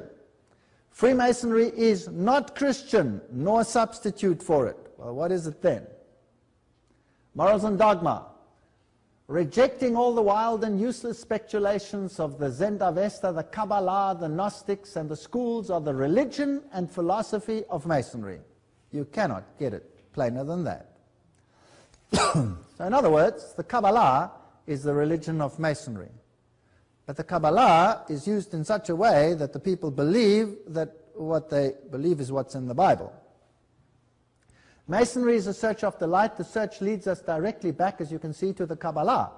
In that ancient and little understood medley of absurdity and philosophy, the initiate will find the source of many doctrines. All truly dogmatic religions, that includes Islam, Buddhism, Hinduism, all of them, have issued from the Kabbalah and returned to it everything scientific and grand and the religious dreams of all the Illuminati, the ones that are illuminated. This is Luciferian language. Jacob Boehme, Swedenborg, St. Martin, and others is borrowed from the Kabbalah. All the Masonic associations owe to it their secrets and their symbols. Straightforward. There can be no doubt about these issues. The true Mason is therefore not creed-bound, cannot say he's a Christian or a Muslim or a Jew. He realizes with the divine illumination of his lodge that as a Mason his religion must be universal. Christ, Buddha, or Muhammad, the name means little, for he recognizes only the light and not the bearer. He worships at every shrine, bows before every altar, whether in the temple, mosque, or cathedral, realizing with his truer understanding the oneness of all spiritual truth. That's Manly Palmer Hall, the lost keys of Freemasonry. Can you see where World Council of Churches could come in with something like this? Joining all the religions together? Does it start to make the little sound, a little ring a bell or whatever? Well, let's continue. 5 points of fellowship: foot to foot, knee to knee, breast to breast, hand to back, mouth to ear. These are identical to those used in the Druidic rite of witchcraft, and very similar to those used in other rites such as the Gardenian, Alexandrian rites. Now, Alexandria, that's where the occult knowledge was maintained. It was maintained in Alexandria and in Rome. Everything else in between was destroyed. We'll come to that a little later. There where Christianity flourished, it no longer exists. Islam exists there. And from Alexandria and later from Rome emanated the new religion. Passing a secret name or chant from mouth to ear is ancient magical practice reflected in the Hebrew word Kabbalah. So it's a secret religion. Now, why is the King James Bible on the altar? Masonry has nothing to do with the Bible. It is not founded upon the Bible, for if it were, it would not be Masonry, it would be something else. The Digest of Masonic Law, page 207 to 209. So it's not the Bible. The Bible is there as a what? As a symbol. But what about God and his Son Jesus Christ? Humanity in toto then is the only personal God. Here again we are talking about high Masons revealing their information. Humanity. Have you heard of the Humanist Manifesto and humanism in general? Right, this is a fascinating quote from Morals and Dogma. I read this entire book. It's the most heavy reading I've ever done in my life. I wouldn't suggest anybody reads it. It's such a pain in the neck, but nevertheless. The Bible is an indispensable part of the furniture of a Christian lodge. This is in the original, this cursive. Only because it is the sacred book of the Christian religion. The Hebrew Pentateuch in a Hebrew lodge and the Quran in a Mohammedan one belong on the altar. And one of these, and the square and the compass, properly understood, are the great lights by which a mason must walk and work. Okay, which one? Which one of the three is the great light? Well, you have three choices. It could be the Bible, it could be the Pentateuch, or it could be the Quran. I won't reveal it to you tonight, but it'll get clear which one it is. Masonry teaches that redemption and salvation are both the power and the responsibility of the individual Mason. Saviors like Hiram Abif, they have a ritual where they go through the raising of Hiram Abif, can and do show the way, but men must always follow and demonstrate each for himself his power to save himself. To build his own spiritual fabric in his own time and way, every man in essence is his own Savior and Redeemer, for he does not save, if he does not save himself, he will not be saved. All right, now it's getting a little bit clearer. Do we need Jesus Christ in all of this? Not really. The Masonic author Pearson admits the Masonic legend stands by itself, unsupported by history or other than its own traditions, yet we readily recognize in Hiram Abif, this is the one who is symbolically raised from the dead when a Mason in his ritual is called out of the coffin to rise up and receive new life. We recognize Osiris of the Egyptians, the Mithras of the Persian, the Bacchus of the Greek, Dionysius of the fraternity of the Artificers, and Attis of the Phrygians, whose passion, death, and resurrection were celebrated by these people respectively. So in other words, the ancient religion which counterfeited the religion of salvation in Jesus Christ is the religion of Masonry. So it's the old pagan religion which has another deity. Now how do we know if all of these have exactly the same ritual that Jesus went through? How do we know which one is right? The answer is the book of Daniel in chapters 8 and 9 give the precise time when the Messiah would be born and the circumstances. And that is why the Jews have placed a curse on anyone who numbers the 70 weeks, because then you would find out who the real Messiah is. So none of these could qualify for a Messiah because none of them had been predicted to the letter. So if we look at their symbolism, you will find it there. You will find the obelix, which is a symbol of the male organ of Osiris, which got lost when he was disseminated, and Isis put him together and built the missing piece. Well, let's not go into too much detail. Anyway, she did manage to get pregnant by it and give birth to Horus. So here we have the Egyptian. You will see here the Torah, the Ten Commandments. You'll see candlesticks. You'll see pyramids. You'll see Egyptian worship. You will see sun worship. All of it in their symbolism. Here is a ritual of the raising of Hiram Abif. Here is the book, The History of Freemasonry. And you'll notice the symbol over there at the top, the all-seeing eye, which is also the symbol of the Jesuits. Remember, in the previous lecture, we showed that the Jesuit order created Freemasonry, wrote its rituals, and we gave all the quotes. Everything has been done. You can look it up in the previous lecture. So I'm not going to go into that detail. Here are some of the symbols that they use, and we can look at some of them. The symbols come to have two meanings. Remember, everything we're using here is a bona fide quote. The esoteric and the exoteric. The esoteric meaning was the true or original meaning understood only by a few and closely guarded by them. The exoteric meaning, that's for the goyim, for the cattle, for the stupid ones, the uninitiated, was the invented or modified explanation intended for the many. The sacred mysteries, which are often mentioned in connection with many ancient religions and which were closely guarded by the initiate, concerned esoteric meanings in the religions of previous times. These sacred mysteries were merely continuations of the simpler forms of the early sex worship carried on by a select few.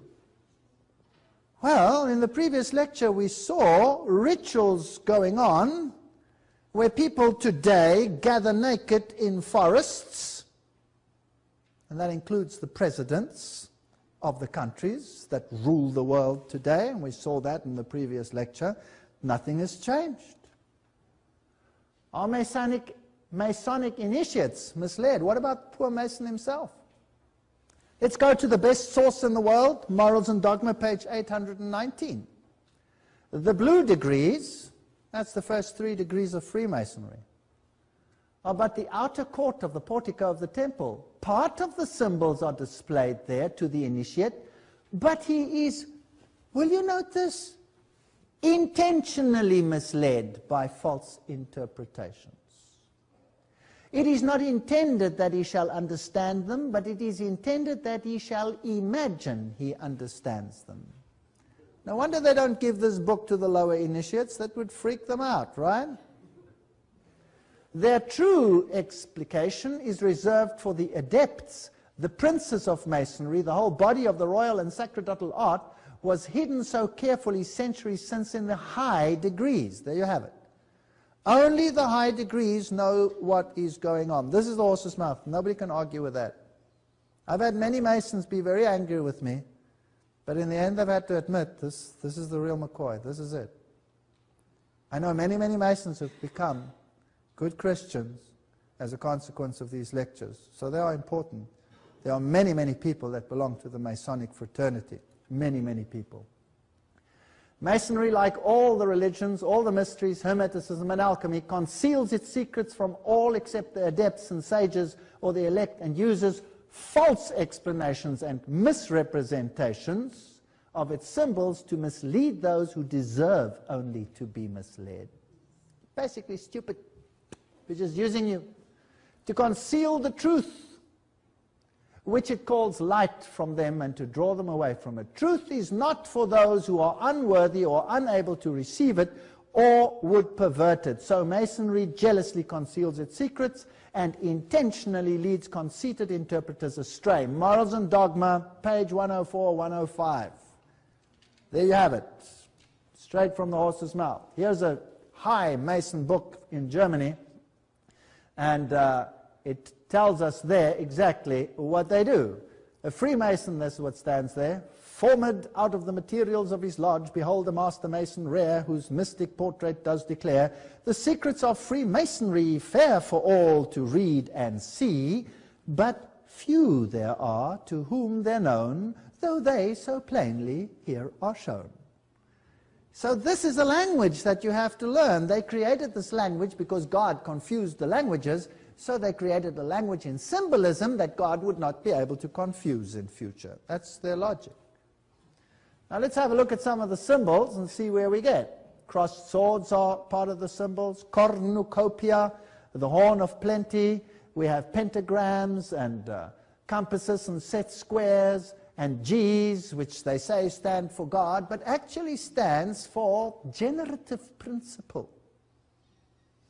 It's the male organ, sorry, and the female one, because that's the only way you're going to generate. This stands for the masculine, this stands for the feminine. Now, if you go back into the other religions, if you go to China, for example, and you look at the sun god, so the equivalent, in other words, of Isis and Osiris, you will find that they are here. They are Fuxi and Nuwa. There they are on their cave drawings. Here they are. And you will note that Fuxi and Nuwa carry the compass over there and the set square. They are symbols of the male and female deities. That's what it stands for. So the cathedrals of the world this was just interesting. This one was being repaired, and of course, who would repair it? The company is Eich. But what does that tell us? What kind of company would it be? It's a Masonic company. Right, here you have the apron, and the apron has various symbols on it. You will see there the sun and the moon with the stars around it, and the compass and the set square. And of course, hidden in here, there is the mystic letter M. And that is the sigma on its side. But Masonry, of course, starts in every single language in the world. Masonry starts with an M. Well, we don't go through all the details. I just want you to recognize some of them. The keys are very prominent. You'll find them in the religious systems. Mystic towers are very prominent. Pigeons with olive leaves in their mouths, the Pith symbol. All of this symbolism comes from Masonry. And hammers and sickles are part of the symbolism of Freemasonry. You know where that occurred, don't you? And here you can set this set square either in the sickle form or in the other form, the all-seeing eye, of course, the pentagram and the pentagon, very prominent. These are occult symbols. Today we have whole buildings that are built like pentagons. You know that? And then you have, of course, the figure of the Johannsenite, the St. John, the so-called one, who's really a symbol of something else. And it has the X, and then it has the cross. What do you notice about that cross? It's an upside-down cross, symbol of victory over Jesus Christ. Now, we'll come to some other details about that in a moment. So hammers and sickles and upside-down crosses and G's and all kinds of interesting things, sun, moon, stars, all this symbolism. If you go to the tracing boards, first degree, second degree, and so forth, there's a vast amount of symbolism here. Sun, moon, and stars. If you intercalate those, then you get hexagrams, pentagrams. The star is in the east. To the uninitiated, he's informed that it is the Star of Bethlehem. But there's, of course, a problem if you just think logically. The Magi came from the east and they walked towards the star. So where was the Star of Bethlehem? It was in the west. So this is another one that was in the east. And the Bible condemns the praying towards the east, right? Because that represented the sun god. And this star in the east is none other star than Sirius, the brightest star in the heaven, the luminary. The illuminated one is the symbol of Lucifer. The brightest planet in the heavens is which one? Is Venus. Venus, it's called the morning star. In the morning star name, it is masculine. As Venus, it has a female deity name. It's female. So you have the male and the female connotation right there. The black and white squares represent knowledge of good and evil. Now man has become as one of us, knowing good and evil. And so we can continue right through all the symbolism. We don't have time to go into it all. The two pillars, Yachim and Boaz, supposedly the temple of Solomon's temple's pillars, but these are representations of the ziggurat of Babylon. Serpents encircling rings and globes and issuing from globes are common in the Persian, Egyptian, Chinese, and Indian monuments. Vishnu is represented reposing on a coiled serpent, so many of their symbolism refers to the ancient deities. The serpent with the tail in the mouth is the universal serpent, the life giver. The serpent is the symbol and prototype of the universal Savior, who redeems the world by giving creation the knowledge of itself and the realization of good and evil. Manly, Palmer Hall, 33-degree Freemason. So it is the serpent that gives you a knowledge of good and evil, and he is the one who is deified.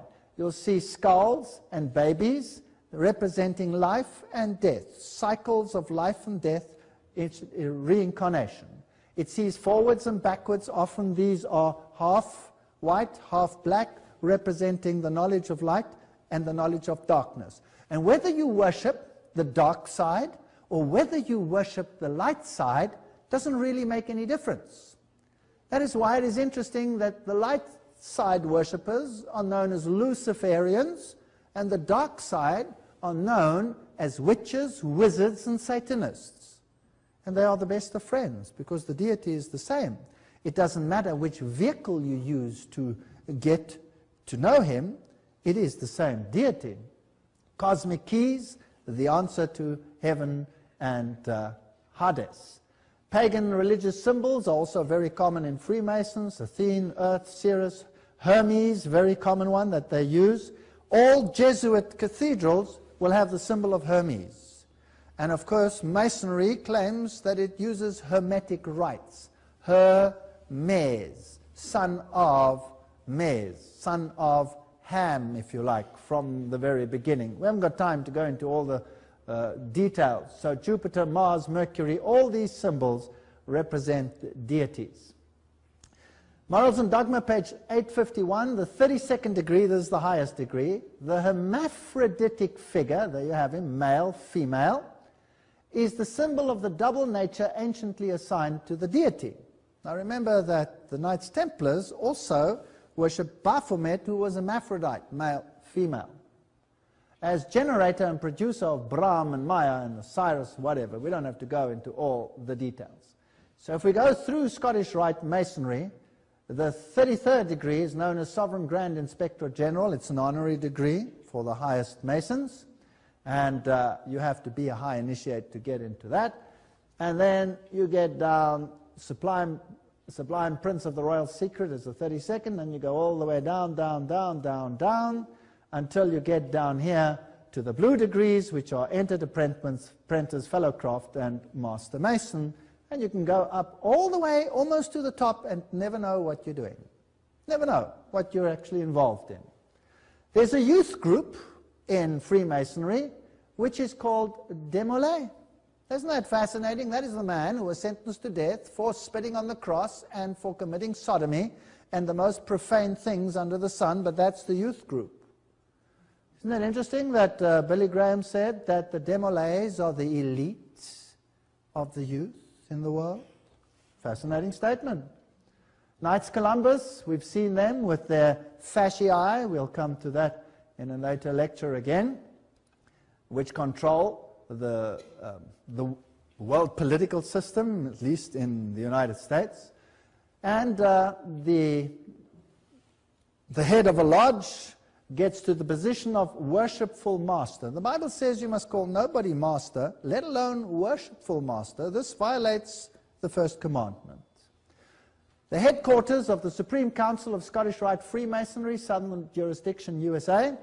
This is what you have on the front. You have the sphinxes with the serpents on the sides.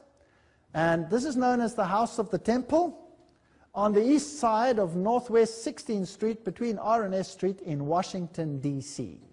This is where the high Masons meet. The entire cabinet of the USA will meet there. Whether they are Democrat or Republican makes no difference. That is where the decisions are made. This is a book called The Deadly Deception, written by a man, James D. Shaw, who was initiated into the highest degree, the 33rd degree, and later rescinded and left it. 33rd degree initiation ceremony. The oath is sealed by drinking wine out of a human skull. May this wine I now drink become a deadly poison to me, as the hemlock juice drunk by Socrates, should I ever knowingly or willfully violate the same. A member, dressed as a skeleton, places his arms round the candidate, who then states, "And may these cold arms forever encircle me, should I ever knowingly or willfully violate the same." Here are some of the symbols of Freemasonry. These are the so-called secret symbols. If you look at them, you'll find some of them are very interesting. We're not going to go into all of them. Let's enlarge some of them. If you thought that had something to do with Volkswagen, I suggest you think again. Those are the two V's, one inside the other, representing the union of the two deities. And if you thought that was the heart of the Union Jack, then you will know now that the Union Jack means that Great Britain is a Masonically controlled country. So is its religion, as we will see. These are all symbols of, this is Aquarius, for example.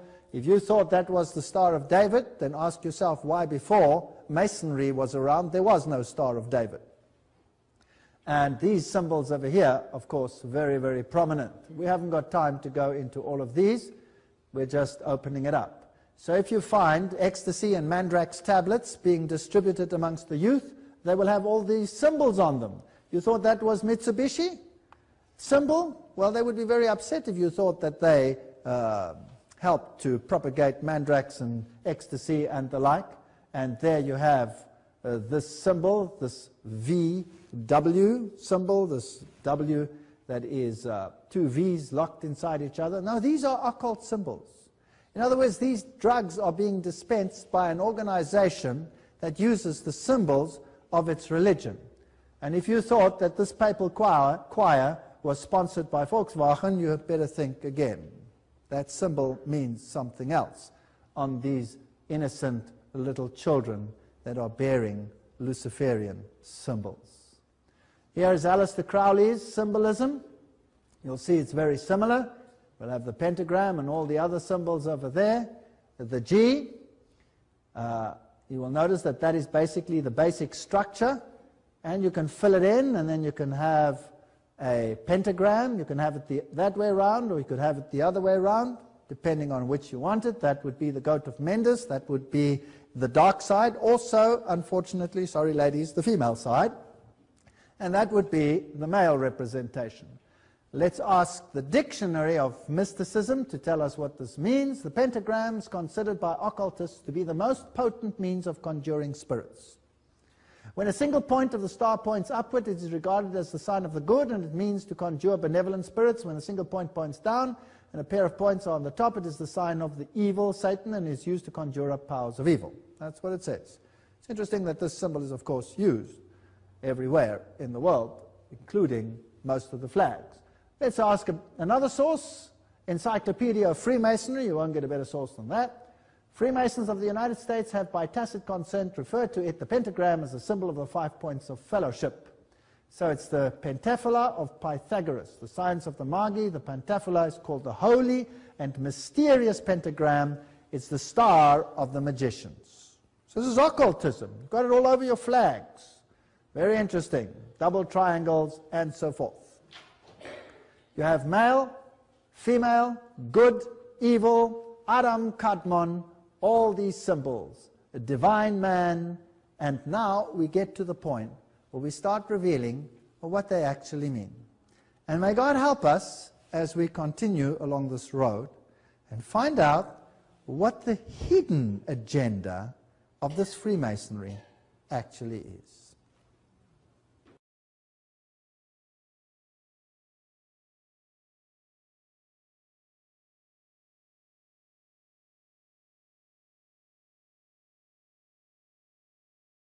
We're now going into the actual teaching of Freemasonry. We've just looked at the basic framework.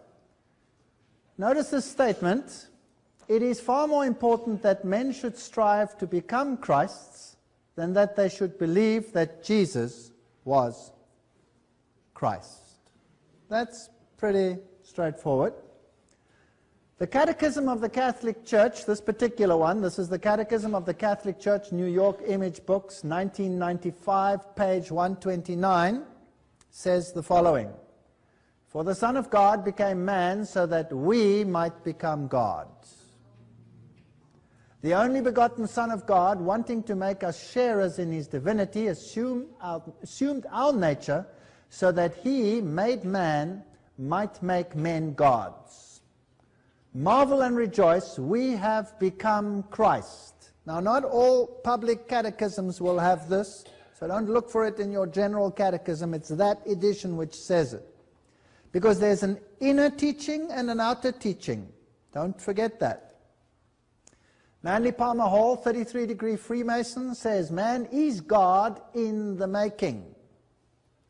Hinduism teaches this, that through your various incarnations, and Buddhism teaches it, that eventually through nirvana you become one with the divine, you are divine.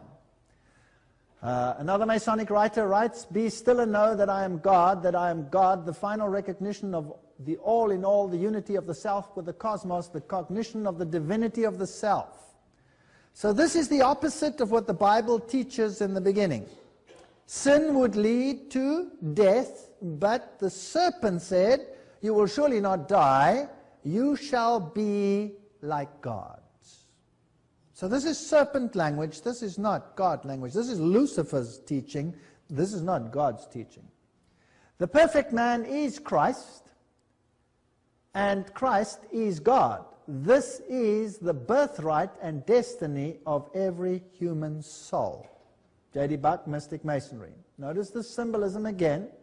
You could get the hexagram out of it, and you could get that sign out of it. You can turn it around and put it in front of a car as well if you like.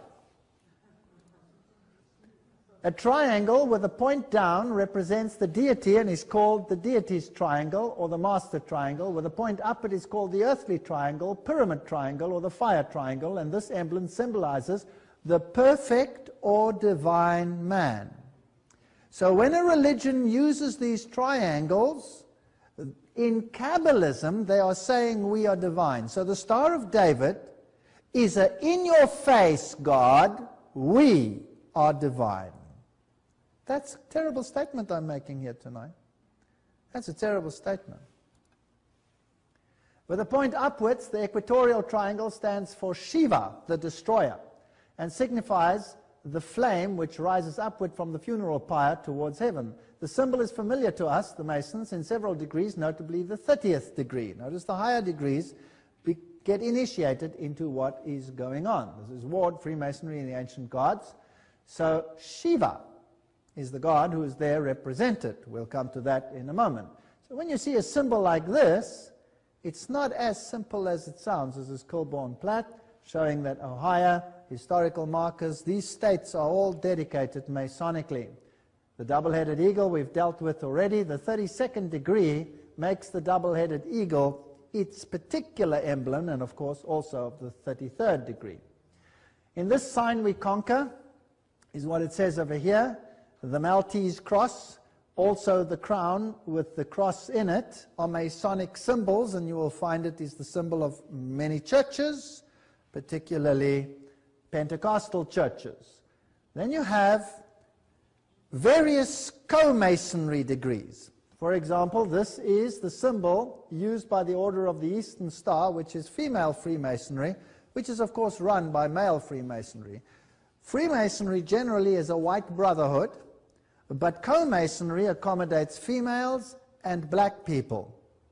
So to the uninitiate, it seems as if the white race is supreme. Once you get to the higher initiates, there is a different story, and Nimrod was worshipped as black or white. There is chaos created between the races, so you have the Ku Klux Klan, which is anti-black, and you have organizations which are equally anti-white. This is called dialectic thinking. Remember the Hegelian principle? You create friction between the races so that you can have synthesis in the end and bring about a new world order. So in order to unite the races, the best thing to do is to create chaos amongst the races until the pain of separation exceeds the pain of unity. You understand the Hegelian dialectic thinking? It's brilliant. It's sick, but it's brilliant. And it doesn't matter if you sacrifice hundreds of thousands of lives to achieve your objective, because the end justifies the means. It really is a terrible doctrine. So if we go to co-Masonry, this is the symbol of co-Masonry. Are the symbols, words, and other Masonic expressions also found within the occult? Yes, they are. They are also used in the Golden Dawn and other societies. As we say, here is the Order of the Eastern Star. Here is their main center, the international headquarters, also known as the International Temple. That is where it is, in Washington, D.C. And this is Prince Hall Freemasonry. This is black Freemasonry. And very often the Masons themselves do not know about all these sub-organizations. So if you go up the ranks of Prince Hall Freemasonry, then you will find Knights Templars up there, for example. Knight Templar, well, that tells you something, right? So they really use these names. These are this is their own page, so this is not something that has been thought up. And the very, very highest individuals in the black world, for example, are Prince Hall Freemasons. Might I mention a name, Nelson Mandela, if you're interested? This is what they look like. So there's no such thing as it just being a white brotherhood, although each one of the groups is individually often non-informed. This is the levels. These are the levels in Freemasonry, and we can fill them in. The actual levels vary according to the source. This one here is as it was revealed by Ayn Rand, who was the girlfriend of Philip Rothschild. She committed suicide. Humanism is the lowest level. Masons, no aprons. The YMCA, the whole Scout movement out there, etc., forms part of Masonic organizations. Rotary, the Lions, the Oddfellows, well, you have them right next door. The Lions, of course, use the two-headed lion, the Janus, the two-headed one, all those symbols. And these are all good organizations that appear to do very good things. Blue Masons, that's John's Masons. There you have the name John again. Get very nervous when you hear it. York Rite, Scottish Rite, Communism, B'nai B'rith, Jewish Masonry, Council of 500, Council of 33, Council of 500, also known as the Bilderbergers, if you like, the Council of 13. And at the highest level, we saw that the papacy is involved because the Jesuits control all of them, every single level. Here is the Pope in front of the Boy Scout movement, and this is the feeder organization into other organizations. And none of them know anything about it, so don't accuse them, but have a look at some of their symbolism and see if you find the Masonic symbolism there. You'll find it. Female Masons that were very prominent, of course, Helena Petrovna Blavatsky, founder of the Theosophical Society, Annie Besant, Alice A. Bailey, and Alice A. Bailey, her husband, was Foster. He was a 32-degree Freemason and part of co-Masonry. They started a publishing company known as Lucifer Trust, which they later changed to Lucis Trust. This is Helena Petrovna Blavatsky. This one over here is Alice A. Bailey. And these are the ones who wrote down the secret of the secret doctrines. Of course, once they achieved the highest degrees, then they would have to be male. So Annie Besant is known as Brother Annie Besant, 33-degree Freemason. The same in the Egyptians. If a female pharaoh became pharaoh, then she was male. So Hatshepsut, for example, is figured with a beard, because you had to be an honorary male. You can't be the reincarnation of the sun god if you're a female. So co-Masonry, Annie Besant and all these high Masons, Alice A. Bailey, High Priestess of the New Age movement, received messages from a Tibetan known as Dwal Kul. On her writings you will find, of course, the Masonic symbols. And these are her writings. And of course, Blavatsky is the one who wrote Isis Unveiled, Secret Doctrine, and all of these mystic Masonic books, which are virtually impossible to get hold of, although these days you can, if you search, find them. Let me take you to one of the largest lodges in the world, which has become a museum. This one is in Guthrie, in Oklahoma. We'll go inside. You will see swastikas. They will say they are the other way around. Yes, that might be so, but that doesn't mean anything, because the one way around it represents the female aspect, and the other way around it represents the male aspect, so it doesn't make any difference. You will find the symbol of the sun god Ra. You'll find the all-seeing eyes, and then you'll see this statue. It can be male, it can be female, it makes no difference. You should figure that out by now. With the finger on the mouth. And they will tell you that means secrecy. Don't reveal the secrecies, or quiet in the lodge. All kinds of nonsense they will tell you. It's got nothing to do with it. This is only for the initiate to know what this is. This is the symbol of Horus, and I'll show it to you in a moment. On the floor, you have the various pentagrams in this form over here, and the pentagons.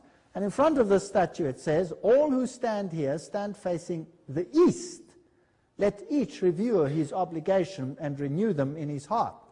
So this worship is towards the east, which the Bible forbade. Now there's the god Horus, you will notice that he's always depicted with his finger on his mouth. His religion is for the initiate. These are the dress of the various Masonic levels. The Sovereign Grand Commander has this symbol on the front, and there you have it on Sovereign Grand Commander Henry Clausen. That it is. That's the symbol of Baphomet. That's Baphomet, the androgenic god, and you will be surprised where Baphomet features these days. I will be showing it to you in future lectures. And of course, it's also on the building over here, which is the headquarters of the Mother Supreme Council of the world, Washington, D.C., where the Constitution for the New World Order has already been written, right there. That's Baphomet, and this is how the symbolism was also used by Alice A. Crowley. In the lodge, you will find IHS. I showed you that was the symbolism for the Jesuit order, Isis, Horus, Set.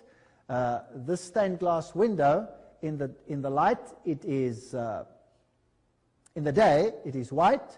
In the night, it becomes black, a very special technique.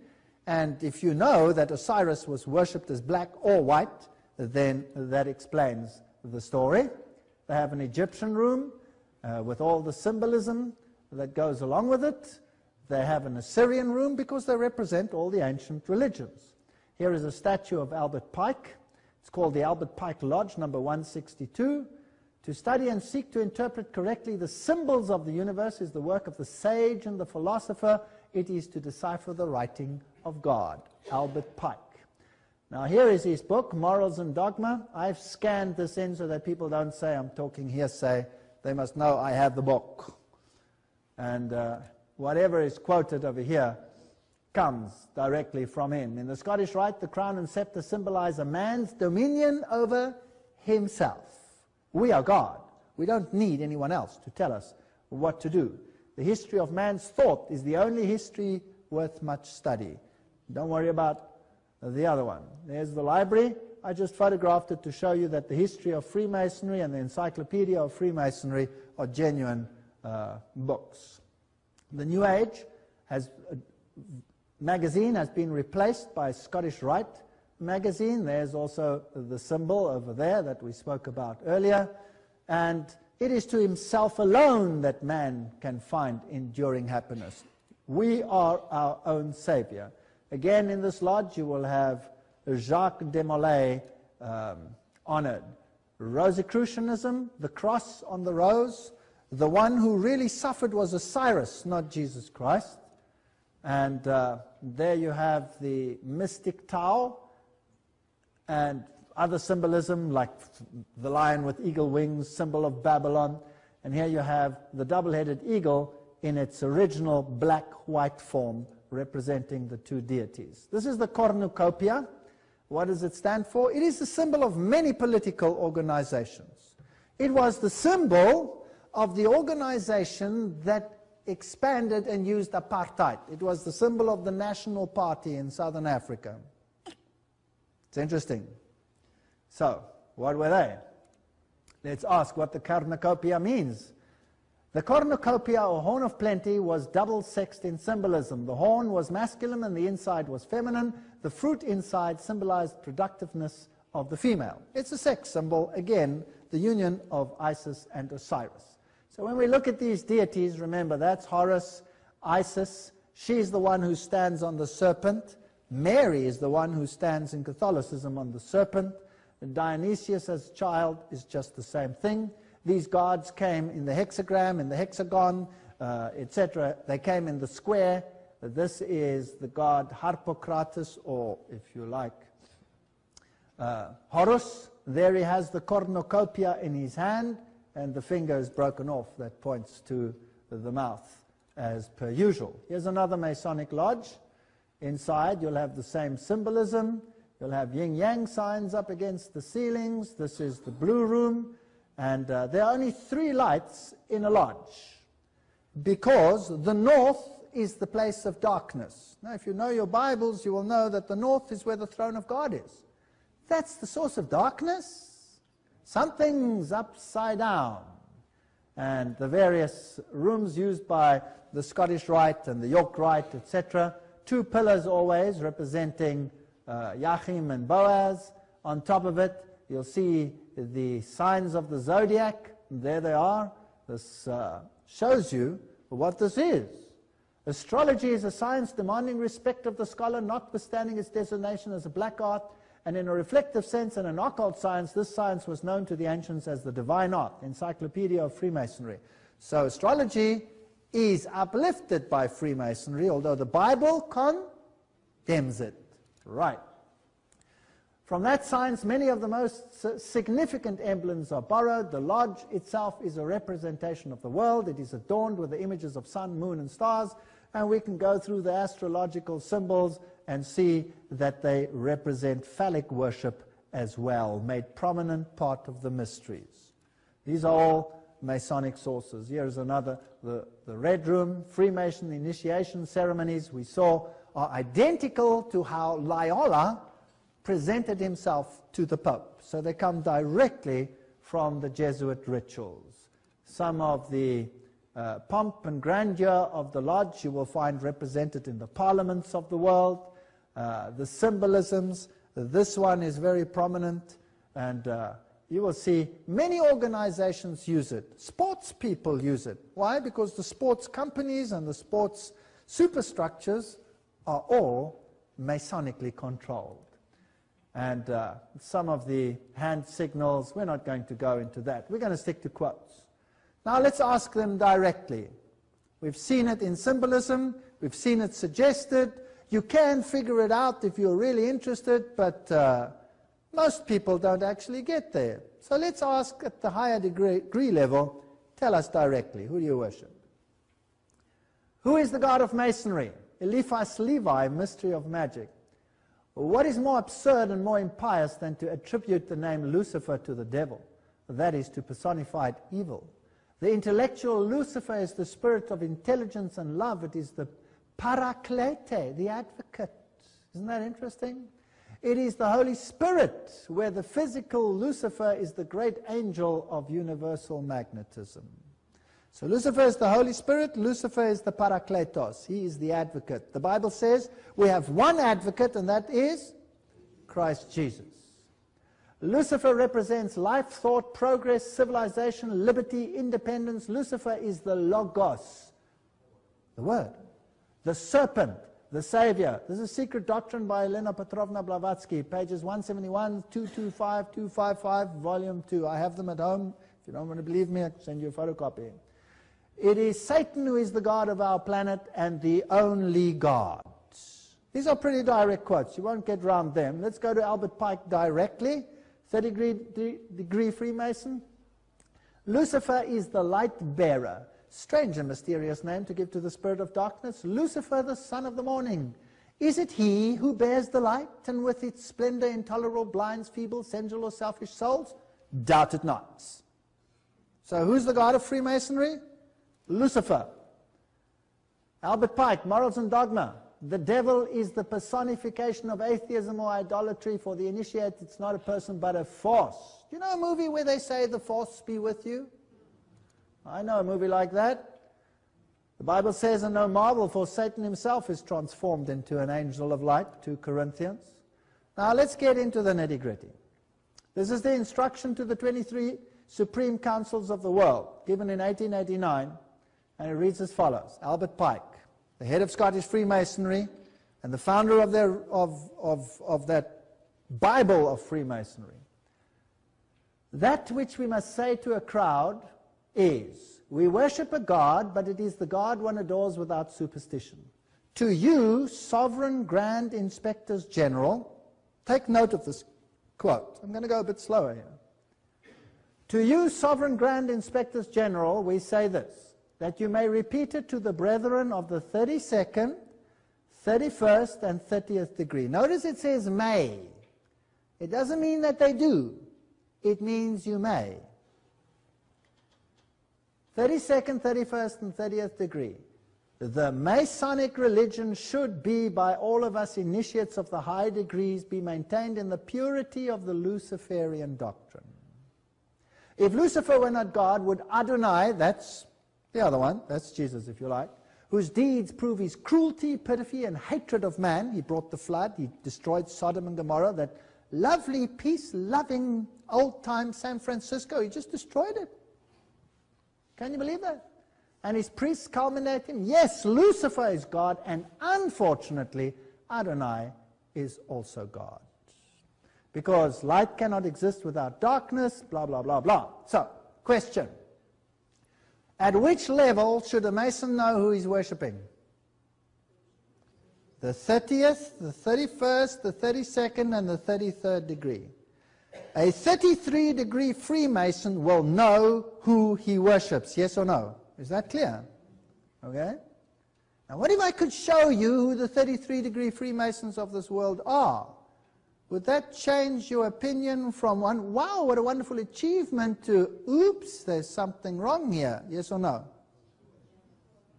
Do you think that is important? What if you were to find out that the greatest preachers in the world are 33-degree Freemasons? How would you react?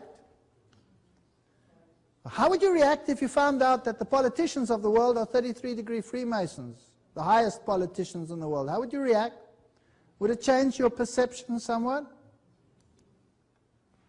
The true name of Satan, the Kabbalists say, is Yahweh reversed. For Satan is not a black god, but the negation of God. For the initiates, it's not a person, but a force. Albert Pike, Morals and Dogma, page 102. To conceive of God, the Kabbalah imagined him to be a most occult light. Albert Pike, Morals and Dogma, page 740. Here is a conjugation addressed to Emperor Lucifer. Emperor Lucifer, master and prince of the rebellious spirits, I adjure thee to leave thine abode, and whatever quarter of the world it may be situated, and come hither to communicate with me. When the Mason learns that the key to the warrior on the block is the proper application of the dynamo of living power, he has learned the mastery of his craft, the seething energy of Lucifer in his hands, and before he may step onward and upward, he must prove his ability to properly apply energy. He must follow in the footsteps of his forefathers, Tubal-Cain, it's an interesting name, we haven't got time to go into all those details, who with the mighty strength of the war god hammered his sword into a plowshare. So you first create war and chaos so that people will be willing to give it up and join into one giant Luciferian empire. Do you know what irritated the devil most? When God separated the nations. That was a headache to him. It gave him 4,500 years of headache. He's been battling for 4,500 years to get his act together again. He's got his act together. The devil is now called darkness by the church. Notice this is a quote from Blavatsky. You cannot get better sources than this. This is Secret Doctrine, page 71. The devil is now called darkness by the church, whereas in the Bible he is called the Son of God, the bright star of the early morning, Lucifer. See Isaiah. Oh, they turn everything upside down. I'll show you why in a moment. There's a whole philosophy of dogmatic craft, and the reason why the first archangel who sprang from the depths of chaos was called Lux, Lucifer, the luminous son of the morning, or man, Vantric Dawn. He was transformed by the church into Lucifer, or Satan, because he is higher and older than Jehovah, and had to be sacrificed to the new dogma. So, what the uninitiate gets is the doctrine of the Bible washed down, and the initiate turns it upside down. The devil is the true God, and Jehovah, Yahweh, is the bad guy. Well, let's see if we can back it up. Blavatsky's Secret Doctrine, page 73. Jehovah, esoterically as Elohim, is also the serpent or dragon that tempted Eve, and the dragon is an old glyph or astral light primordial principle, which is the wisdom of chaos. Okay, so the devil is the wisdom of chaos, but the real bad guy was who? Jehovah. So the Bible is turned upside down. Now Jehovah tempted Eve, and not the serpent. Blavatsky, Secret Doctrine, Volume 2. The philosophical system of the Gnostics and the primitive Jewish Christians, the Nazarenes and the Ebionites are fully considered. They show the view held in these days outside the circle of Mosaic Jews about Jehovah. He was identified by all the Gnostics with evil. So the Gnostics believe that Jehovah is the bad one, Lucifer is the good one. They are Luciferians. Secret Doctrine, Volume 1. The great serpent of the Garden of Eden and the Lord God are identical. So God is the serpent. He's the bad guy. Turn it around. And so are Jehovah and Cain one. The Cain who is referred to in theology as the murderer and the liar to God. So who's the murderer and the liar now? Jesus is the murderer and the liar, and the serpent is the good guy.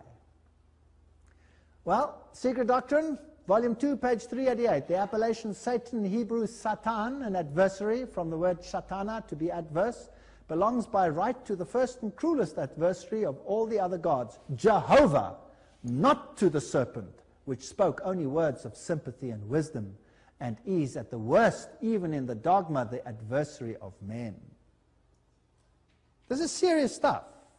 Therefore, Jehovah was called by the Gnostics the creator of and one of the ophinomorphs, the serpent, Satan, or evil.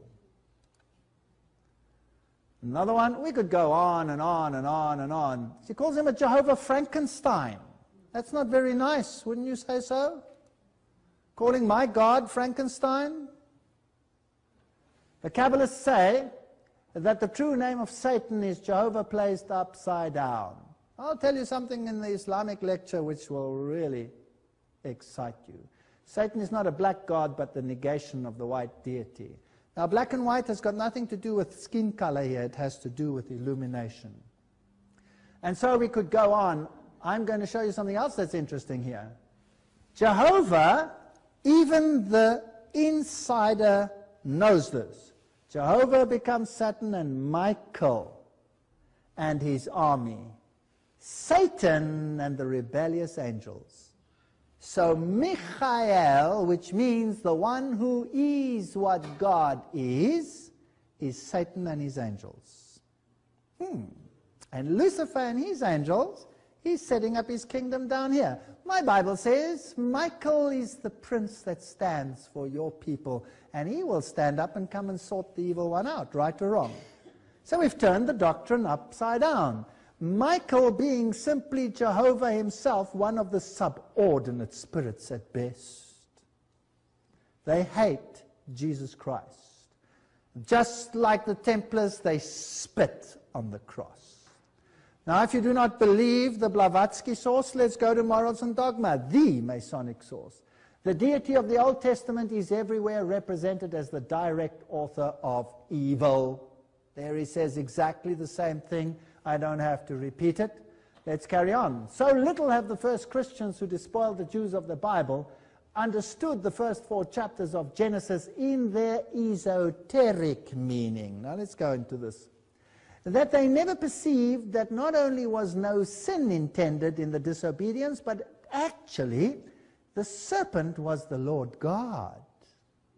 Himself, who was, as the Ophos, the Logos, the bearer of divine creative wisdom, taught mankind to become creators in their turn. The serpent was so good to you.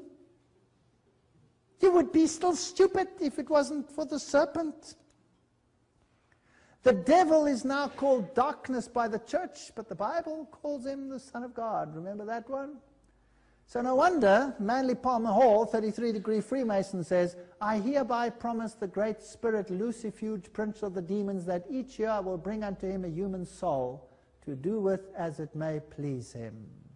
Do you think they might still have human sacrifices? And in return, Lucifuge promises to bestow upon me the treasures of the earth and to fulfill my every desire for the length of my natural life. Manly Palmer Hall, you can have it. I prefer Jesus Christ and eternal life. Official logo of Ordo Templar Orientis. We don't have to go into all these details. Who then is allowed to know the truth about Masonry? We must create a super rite, now notice carefully, which will remain unknown, to which we will call those Masons of high degrees, 30 and above, whom we shall select. With regards to our brothers in Masonry, these men must be pledged to the strictest secrecy. Through this supreme rite, we will govern all Freemasonry, which will become the one international center, the more powerful, because its direction will be unknown. This was a letter from Pike to the head of the Order of the Illuminati, Giuseppe Mazzini. So, who governs the world? A super right. George Bush calls them 1,000 points of light, illuminated ones. They don't use this terminology for nothing. They were going to create 3 world wars. Here's the quote. I'm not going to go into details on this quote right now.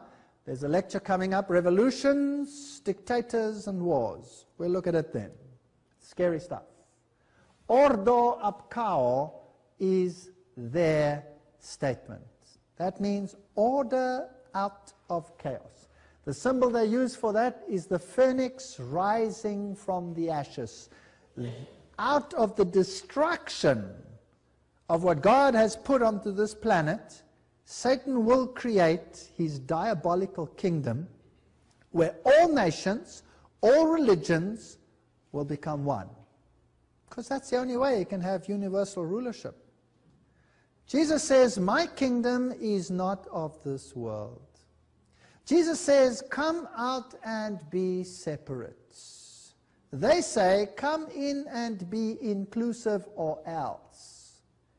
Wow, it's getting interesting. There's another lecture coming up. Don't miss any of these. This is amazing stuff. If you think that some have said to me, Ordo ab chaos is not a Masonic statement. I said, excuse me, I've been in the lodge and photographed their documents. There it is. Ordo ab chaos. And if you want to know how we got in there, we just walked in. And there are witnesses at the back that we didn't do this clandestinely. I just went in and I photographed it while my wife was talking to someone and keeping them busy. There it is. Ordo ab chaos. This is the main lodge in England. That's the main building. Now, I wasn't allowed to take any photographs inside. You can go into the first portions. You couldn't go into the others. But I showed you what it looks like in one of the other lodges anyway, so it doesn't make any difference. Notice that the north is the place of Masonic darkness. The east is where the worshipful master sits, representing this androgenic principle. The south is where the junior warden sits. The west is where the senior warden sits. Then there is an altar, and there are 3 Masonic lights. These are the symbols that you will find on the Masonic lodge: the compass, the set square, the triangles, the all-seeing eye, all of these.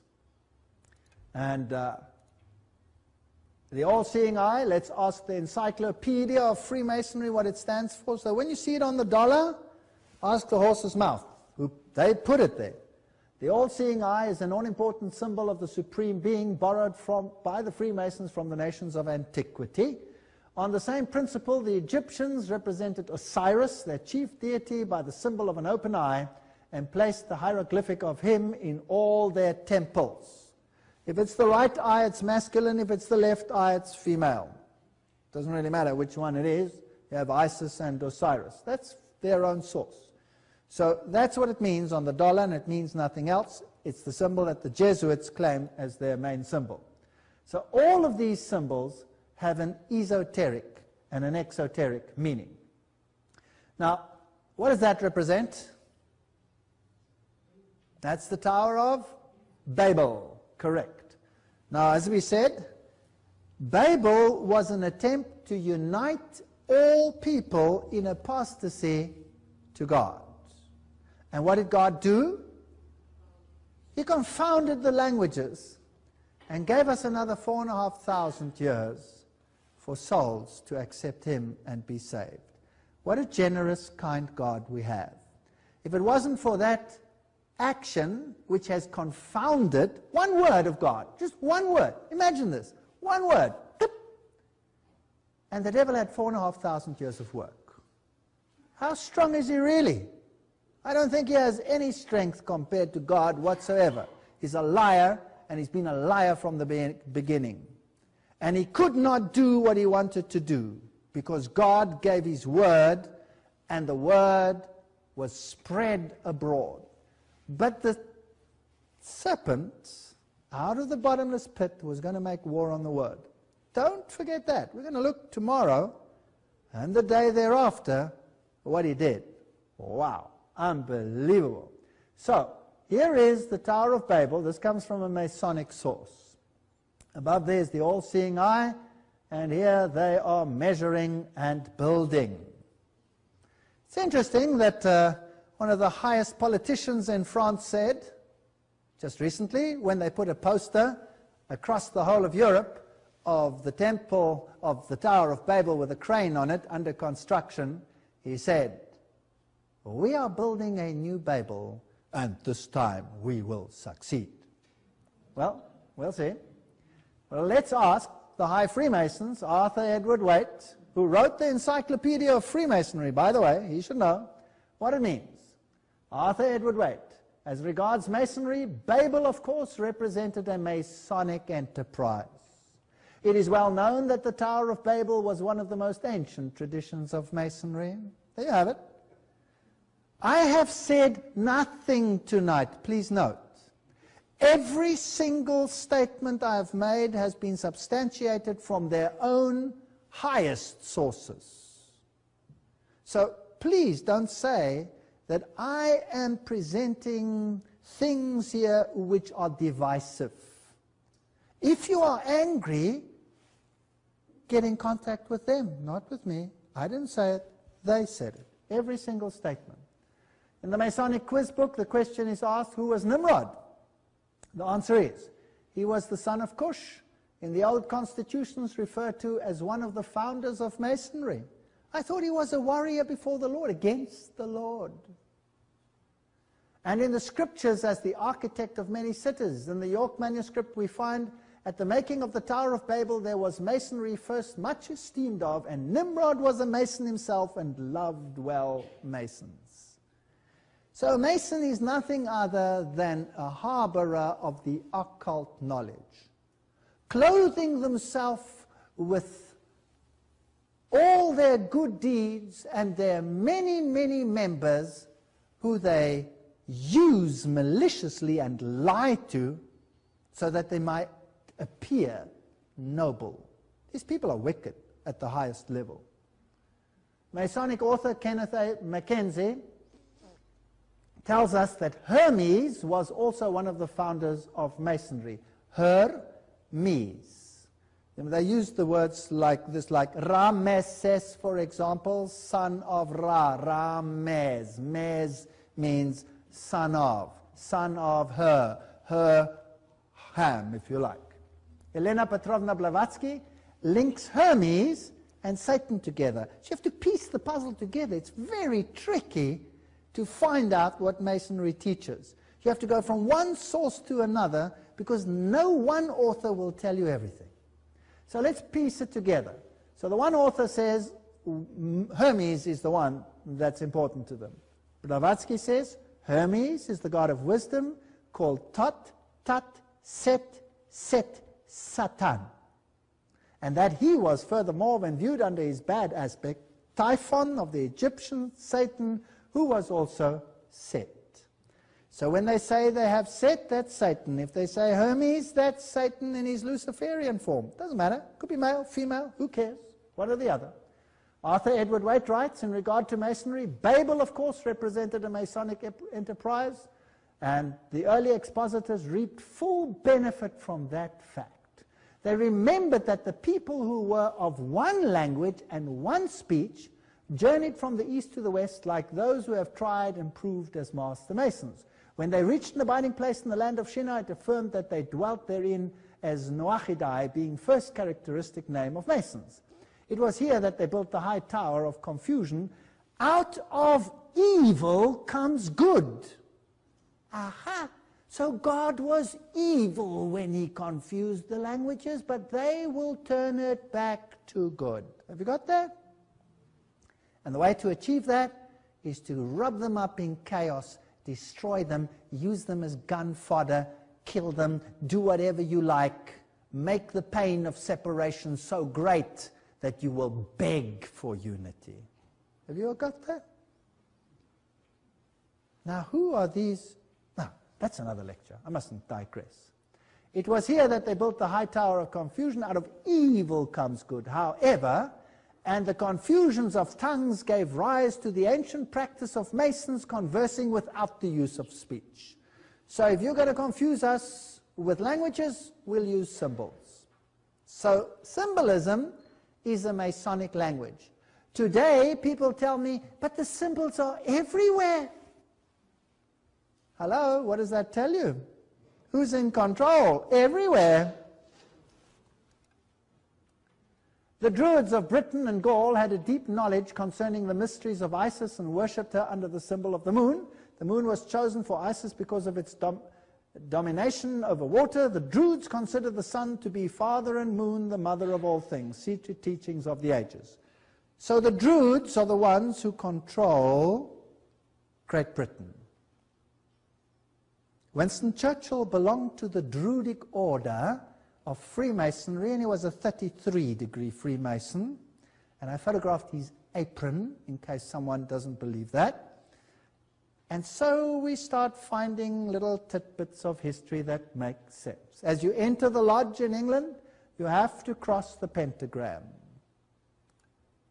And if you look up, you have this statue at the top. It's a shield, and there's a chevron over there. Do you see it? Let's make it a little bit bigger. There it is. Chevron, chevron, chevron. Do you find it on some cars, maybe? Just for interest's sake. And then, of course, you have other symbolism over here, and you have even the Ark of the Covenant, because he wants to be like the Most High, but his covering cherubs have got what kind of feet? Goat's feet. This is Satanism. That's why in Masonry you ride the goats. There are many jokes about riding the goats. There are many fun postcards. They make fun of it. They have the goats singing hymns. They have the goat doing this, riding the goat, this and that. It's a symbol of Lucifer. We'll see later that they say goats go to heaven, sheep go to hell. Interesting.